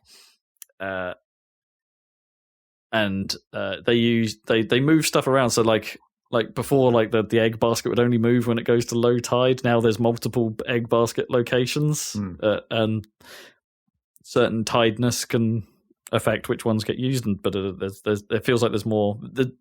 They've done some work, is what I'm saying, to make it work on this map, and it's it's mixed it up enough to keep it fresh, which is what Salmon Run desperately needs. Please do more. Please do more. I mean, that's just generally my opinion of Salmon Run. Just do more. Yeah. But yeah, I'm enjoying it. By the time you hear this podcast, though, it's probably going to be over. So, yep. But it was a good time. What else have I been doing? I've played just over an hour of Super Hot VR, which is super cool. Super hot, as you might expect. Nice. I played this years ago at EGX when PSVR was new, and Super Hot VR was one of the early titles for that. And I played the PSVR version. So obviously I'm playing the Steam version now through Oculus Quest, and it works just as well. It's cool. It's a cool thing. It's like I'm finding it a little bit hard to do this. Sorry, carry on. How do you move in VR? So the challenges are in the space are mostly static. So like you're put in a position, and whilst it benefits to be able to take a few steps around your position, like it's been designed around that. So the people are coming at you when you spawn in, and then when you the scenarios are split up into multiple steps. So if you do one bit. And then a thing will appear that you grab, and then it moves you to the next stage. And if you, in a lot of them, if you look around, you can see that you've just mysteriously jumped, and I assume you're jumping into a different person or something. But I guess it simulates you moving to a new location. But because if you threw something into the air just as you grabbed the next thing, the move to next area, that thing you threw is still there in the air. And I haven't quite been able to game it where I've thrown something to myself. Seems like the plan. Yeah. But it's unnecessary because you usually move into some area where there's a whole bunch of stuff around you anyway. And you can't do that through every transition. There are some transitions where that's just not possible, at least as far as I know. So there is something definitely very cool about having to bob your head around a stream of shotgun bullets coming at you. And it's just like, oh, I need to move out of the way of that, but I've got to move very carefully and use the shortest path possible. Otherwise, I'm not going to have enough time to do this. Because obviously time moves when you do. That's Super Hot's thing. Yeah, it's pretty cool. It's pretty cool. The only thing I'm struggling with is when you have to throw something. I guess throwing in VR just never feels quite as accurate as you want. I'm not sure I've had an experience yet where that has felt particularly great. Like throwing, yeah. But there's ninja stars at one point, and it's this would be so much easier if I could throw the ninja star at that guy. And it's and then you throw it and it goes at your foot, and it's God damn it. So actually, some of the time I'm just holding a ninja star and using it to cut bullets up as they come at me, which is kind of fun. You just sort of they're just slowly coming towards you, slice and dice, and these bullets are no more. Because of course shrapnel isn't a thing, I guess. But I say I've only played about an hour, but I actually don't think there's very much of this left. I think this is the way the story is shaping up. I think this is super short. So buyer beware, I guess. Yeah, buyer beware, I guess, if you're going into it, paying full price, I guess, because it's probably only going to last you an hour and a half, I reckon. And I've had to retry stages a few times because that's the one slightly annoying design thing is that in a scenario, if you fail a step, you go back to the first step of that scenario. So you're replaying sections again sometimes because you fluffed one of the later ones up. And I guess that's to simulate it being like a full level and super hot in some degree with you moving about in it. But there are times where you could be doing the same bit several times. And some of those do play out a little differently, like the guy that's shooting at you might change, or one of the guys that might be charging at you might be different from another one, but not always. A lot of the time, they're just like, this is a sequence, deal with it. So to that end, I don't think it's going to have a huge amount of replayability either once you're done with it. Fair. Yeah. But it is cool. But still, a cool experience, yeah. Yeah, definitely. What else is going on? Gnome and I have started playing Pentiment. Oh, yeah. Pentiment. Which came out. Obsidian's medieval-styled text adventure, I guess. I guess it's a point and click, basically, but no, made for console. Nice. I think it's got a really cool style. Cool. It nails that sort of medieval art look. They do some cool things with how they contextualize characters and things like that. So, like you're supposed to be your character Andreas is supposed to be a bit of an artist, but he's currently working at a scriptorium at the Abbey. So he's quite good at writing stuff down and things like that. So everything is presented as if he was writing it down. So every text bubble is written out in front of you, and he makes mistakes and then they corrects them in the text bubble. It's really cool. It's a really nice little touch. And he also, when you're speaking to people that are supposed to be from different backgrounds or have different accents, they get written in a different font. Like you meet some guy who I think works at a printing press, so obviously all his text is pressed onto the into the bubble. It's nice. It's nice. Like they've done a good job setting the scene here. And if you want any bit of text that comes up, they put a little bit. If they put a red line under it, you can go to the glossary at any point, which pans out the screen as if it was a page in the book, and then has little like medieval fingers pointing at the parts of the text, and then with a little explanation on it. It's like presentation here is top notch. It's really very well done. And the writing sounds great. The writing so far has been on point and pretty cool. It presents you with a lot of Obsidian style choices, I guess, about who you want to be. Yeah, they're a bit of a trademark, aren't they, of that studio? Yeah. From what did they do? Planescape Torment, right? Was them originally, wasn't it? Sure. Stick of Truth is them. More recently, The Outer Worlds. It was KOTOR 2, right? Yes, that was them as well. Yeah. But yeah, Outer Worlds is their more recent thing. That follows this kind of Alpha Protocol, I think, was them back in the day. Yeah. Decision heavy stuff. So you get to pick where you grew up and like what you're interested in and things like that. I think we are slightly bizarrely a logical theologian. So we've got a logical brain, but we're big on our Latin. Which is fun. Scholar. Okay. And so every there are like skill checks in the game as well, but they're not done like by your stat or anything like that. There's no such thing as stats. Like the checks are all based off the decisions you made and what you said to people. So if you and it will explain it all to you. Like, so if you said something to some person, it would be like, oh, you agreed with them. And then when the check comes up, it will give you the listing of like, oh, you agreed with them at this point. That's plus 3 marks. And, or you reluctantly agreed to do this, or that's -1 mark. And then it will tally that up into whether or not you pass or failed that check. And that will change how that scene comes out.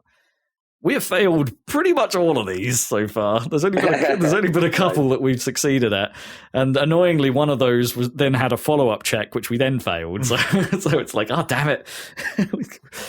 I don't think anyone likes us. So yeah, I don't think we're playing this very well. But if like Gnome's quite sleepy at the moment, and if she manages to stay awake and read the text, then this is a good one for us both to go through. It seems like the possibly the worst game to be playing while you're sleepy. I mean, a game where you read a lot of text. Yeah, I mean it's tricky with Gnome being as pregnant as she is at the moment. That it's just sleepiness is just part of the. Oh yes, it's just part of the game. So, but not that game. No, not the game you're playing. No, so it's a little tricky for us to stay on it. So. This might be a very, very slow playthrough, but as long as I can keep her on board. yeah, I'm digging it. I think it's cool. Sounds like you're enjoying it though. Yeah. Yeah. My one fault with it is that I was expecting something a little more Monty Python out of it, right? Like the way it presented itself and the way it was trailed. When you said the medieval hands, I was like, that sounds very Terry Gilliam. Exactly. Yeah, I was expecting a little more of that. And in fairness, in the opening sequence, which I really don't know what that was about. Like there is a bit of that. There's a bit of that silliness. There's some hijinks, but I don't think the game is truly that. It definitely shies away from that and turns into a more sort of traditional point and clicky thing. It's not as absurdist, I guess, as I really wanted it, or surreal as I think I wanted it to be.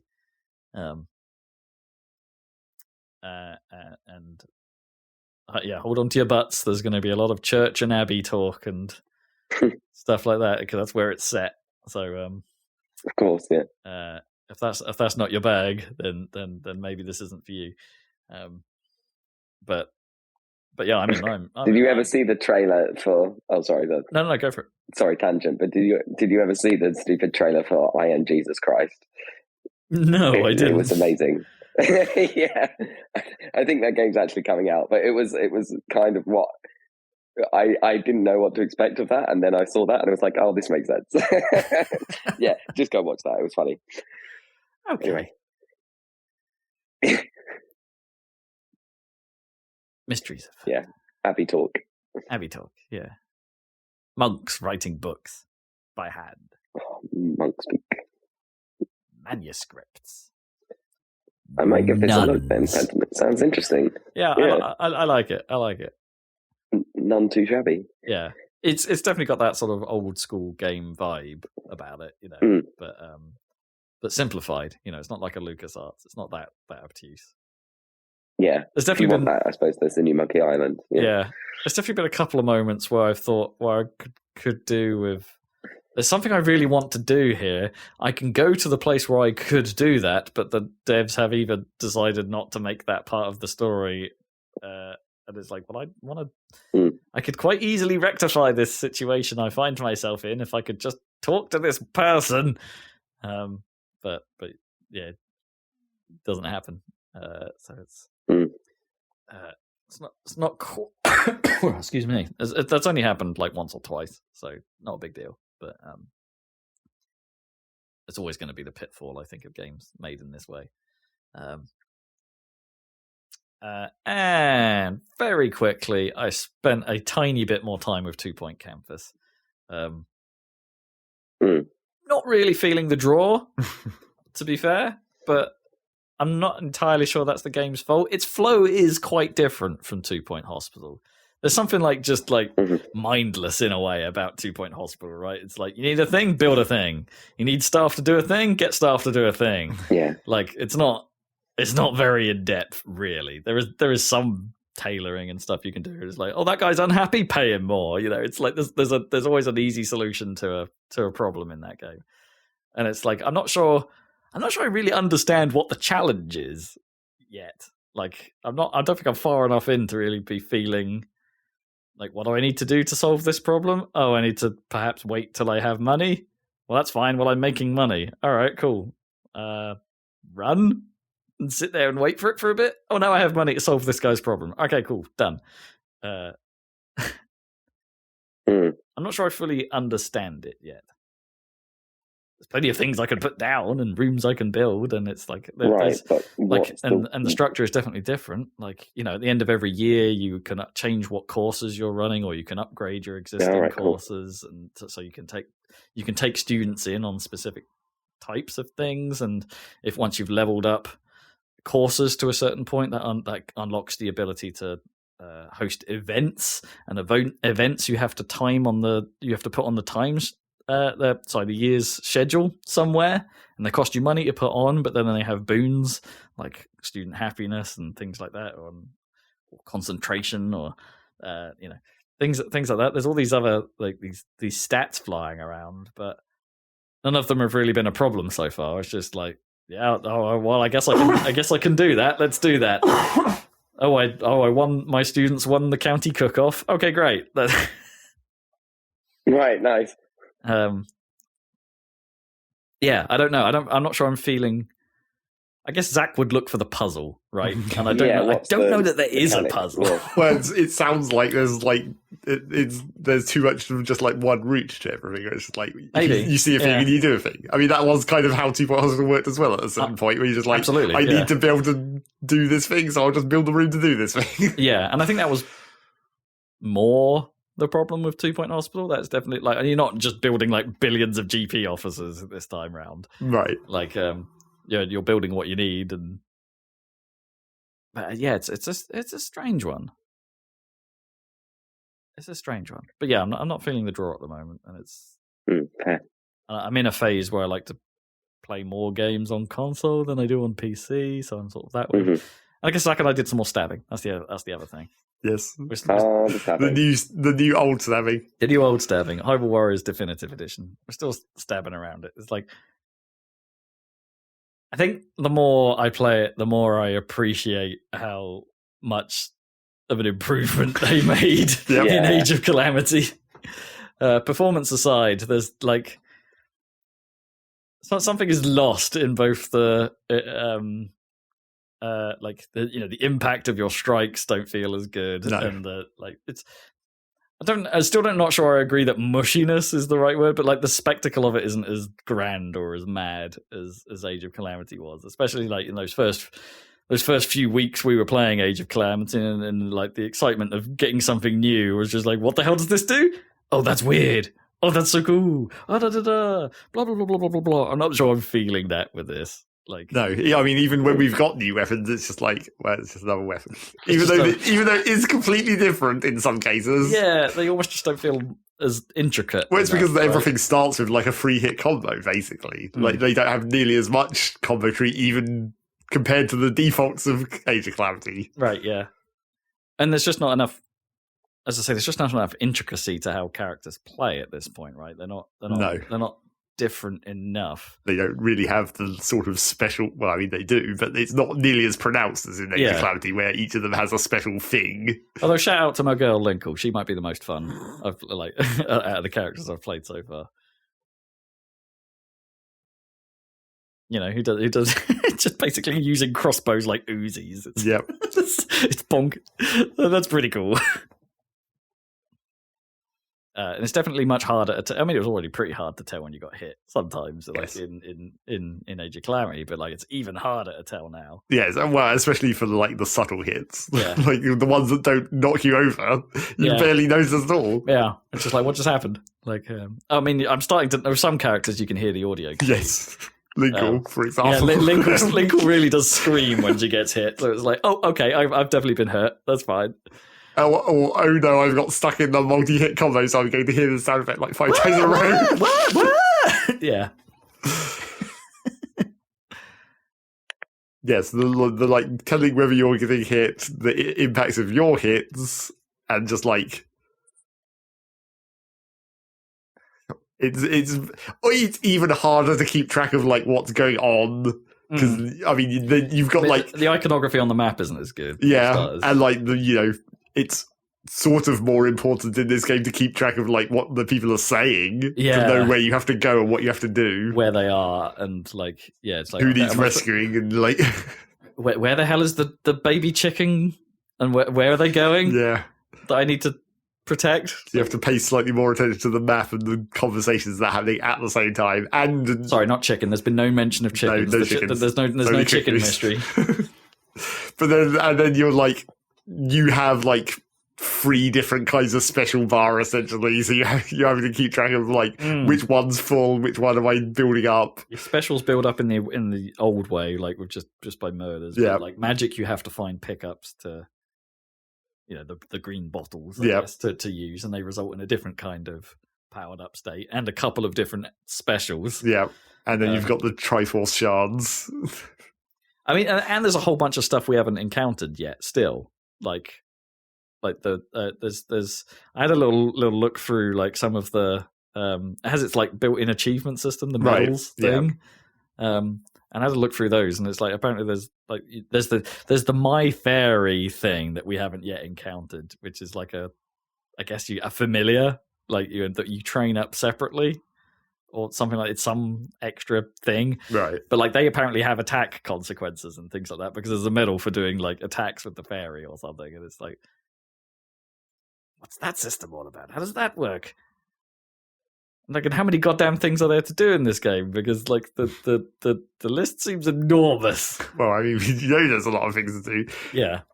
The weird thing is like how the story is structured, because it sounds like we're nearly at the end of the story already, Yeah. and we're not, and it really doesn't seem like we're scratching the surface of this game at this point. No, unless it is just like that, where the story isn't long and it's just a shit ton of extra missions. Yeah, maybe that's it. Maybe the story isn't the focus here.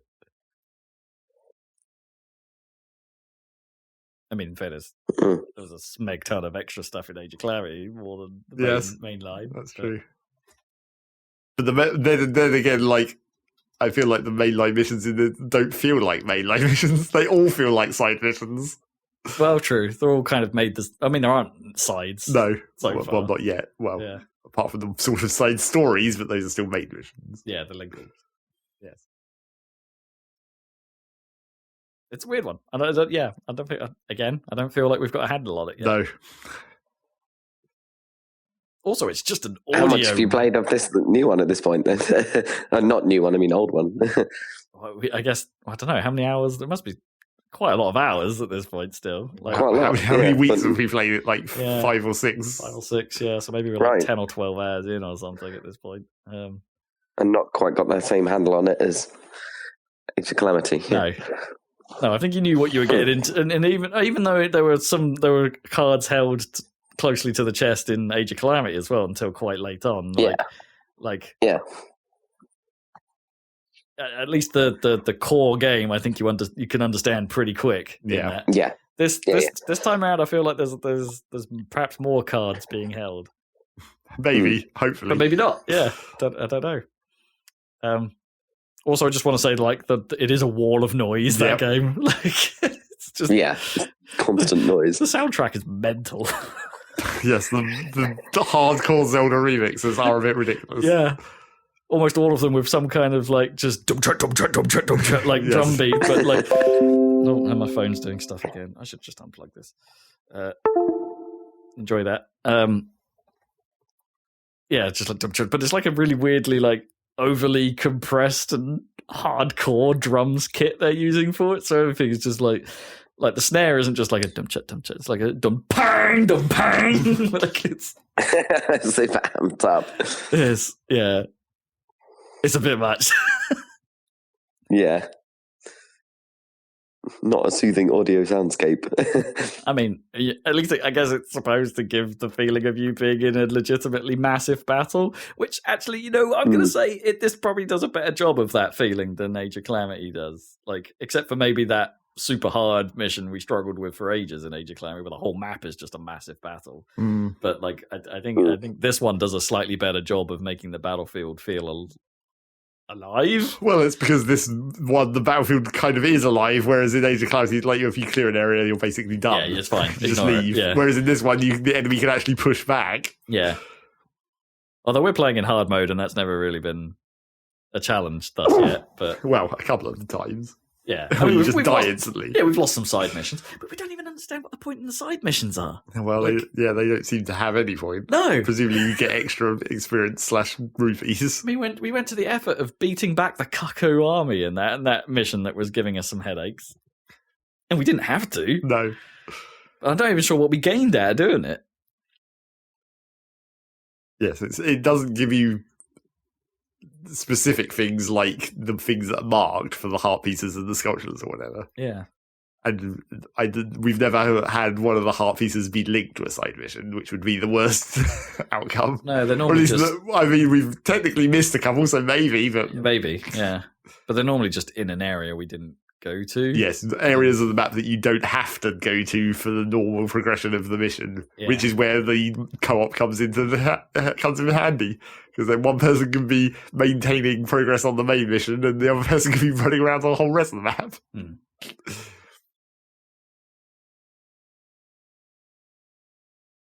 So, Hyrule Warriors Pang Snare Edition.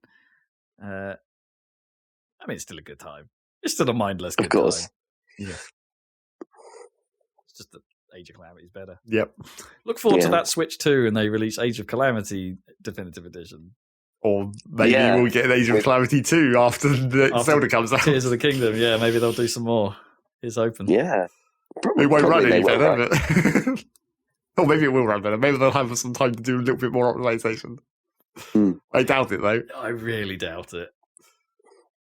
It's not really their jam, is it? No. Cool. That'll do me. Yep.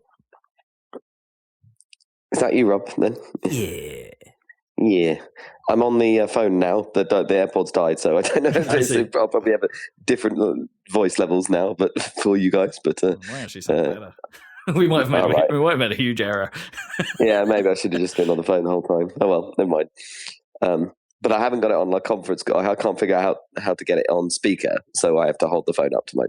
Oh, right. Well, that would be a pain in the ass for 2 hours. Exactly. It was fine. Anyway, cool. Yeah, I've just been playing God of War, and that little thing. That little thing. I don't think I'm going to speak about it much because of my voice or whatever, and there'll be plenty to talk about next time as well, so I might sort of skip over it. But like I said, it is really beautiful and really slick, and it's just, yeah.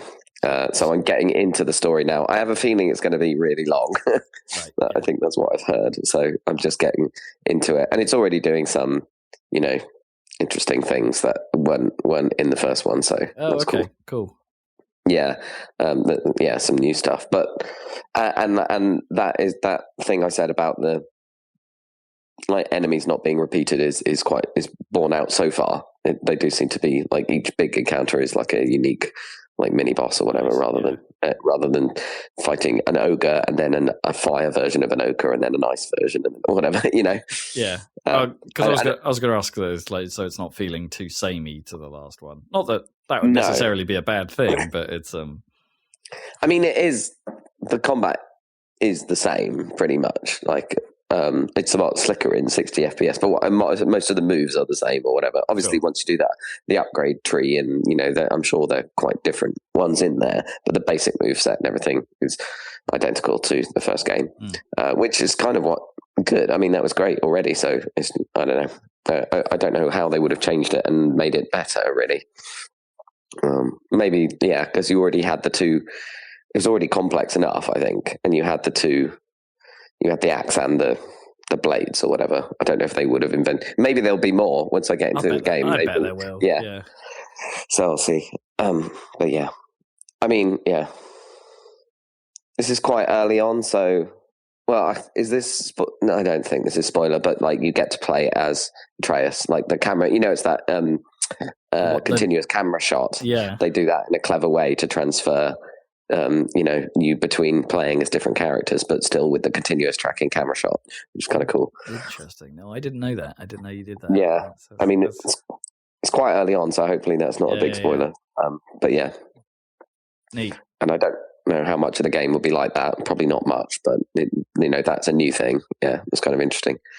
Yeah, kind of a nice little palette. Yeah, because he's at times, I guess. It's good. It is quite a few years later, so he is an older, he's a teenager or whatever. It's he's quite a different character because he's grown up, which is really good. Yeah, he's not so much of a boy. Yeah. Oh, I bet there will be some boy. Yeah, probably. But yeah, it's really slick and beautiful and really fun to play. So I'll talk about it more next time, I'm sure. Nice. Apparently, PlayStation 5s aren't as tricky to get hold of now. We're finally hitting the point where it's it's viable. I think I hit that point and managed to get mine, but I think it's becoming more normal now. Yeah, which is cool. Sorry, I don't know why that's just reminded me. Probably because this was one of the first games I played on the Series X. But I've been dipping my toe back in No Man's Sky. All right. Oh, see how it's changed. I should probably try that. Actually, I mean it's good, but they changed some stuff, and I've totally forgotten how to play that game. But is it because they've changed stuff, or have you just totally forgotten how to play that? A bit of both. There's definitely some things where I'm like, how do I do this now? I don't know how to do what I did before, and some things have changed and I don't have them available anymore, or there are just some. I'm trying to engage with the new settlements thing. Right. I never played since they put that in. Yeah. So I've never seen the settlements. I think I'm just missing some quality of life upgrades that I just never had anyway. Right. And it's just making things really awkward. Like, I don't know, I really need to access my storage containers, but like in the settlement, I can't actually build anything because it counts as a base already. So it doesn't let me build within the confines of a base. No. And the build system's changed, like, and how that interface works, at least on console. Anywho, I don't want to talk about it a huge amount here. It's changed. It's been a long time since I played it, admittedly, and it's like, but it's changed enough that it's throwing a few curveballs, and I'm like, I don't really know exactly what I'm doing anymore. See, the trouble with that is that now I'm like, oh, maybe I should go back in. But the trouble is, I think every time that I've been away from No Man's Sky for an extended period of time and come back, it just makes me want to start over because I'm like, I need to go through this again properly from the start, so I actually relearn it. Yeah, because maybe they've changed their tutorial system to make it Probably not. Probably not. No. Or maybe they've added a third tutorial stacked on top of the other two. Maybe. I mean, I don't know that I ever fully understood that game, right? No, but it's still compelling to actually. Time just disappears when I'm playing it. It's one of those. It's like, yeah, I'll come up to bed soon, hun. Oh shit! Another hour's passed.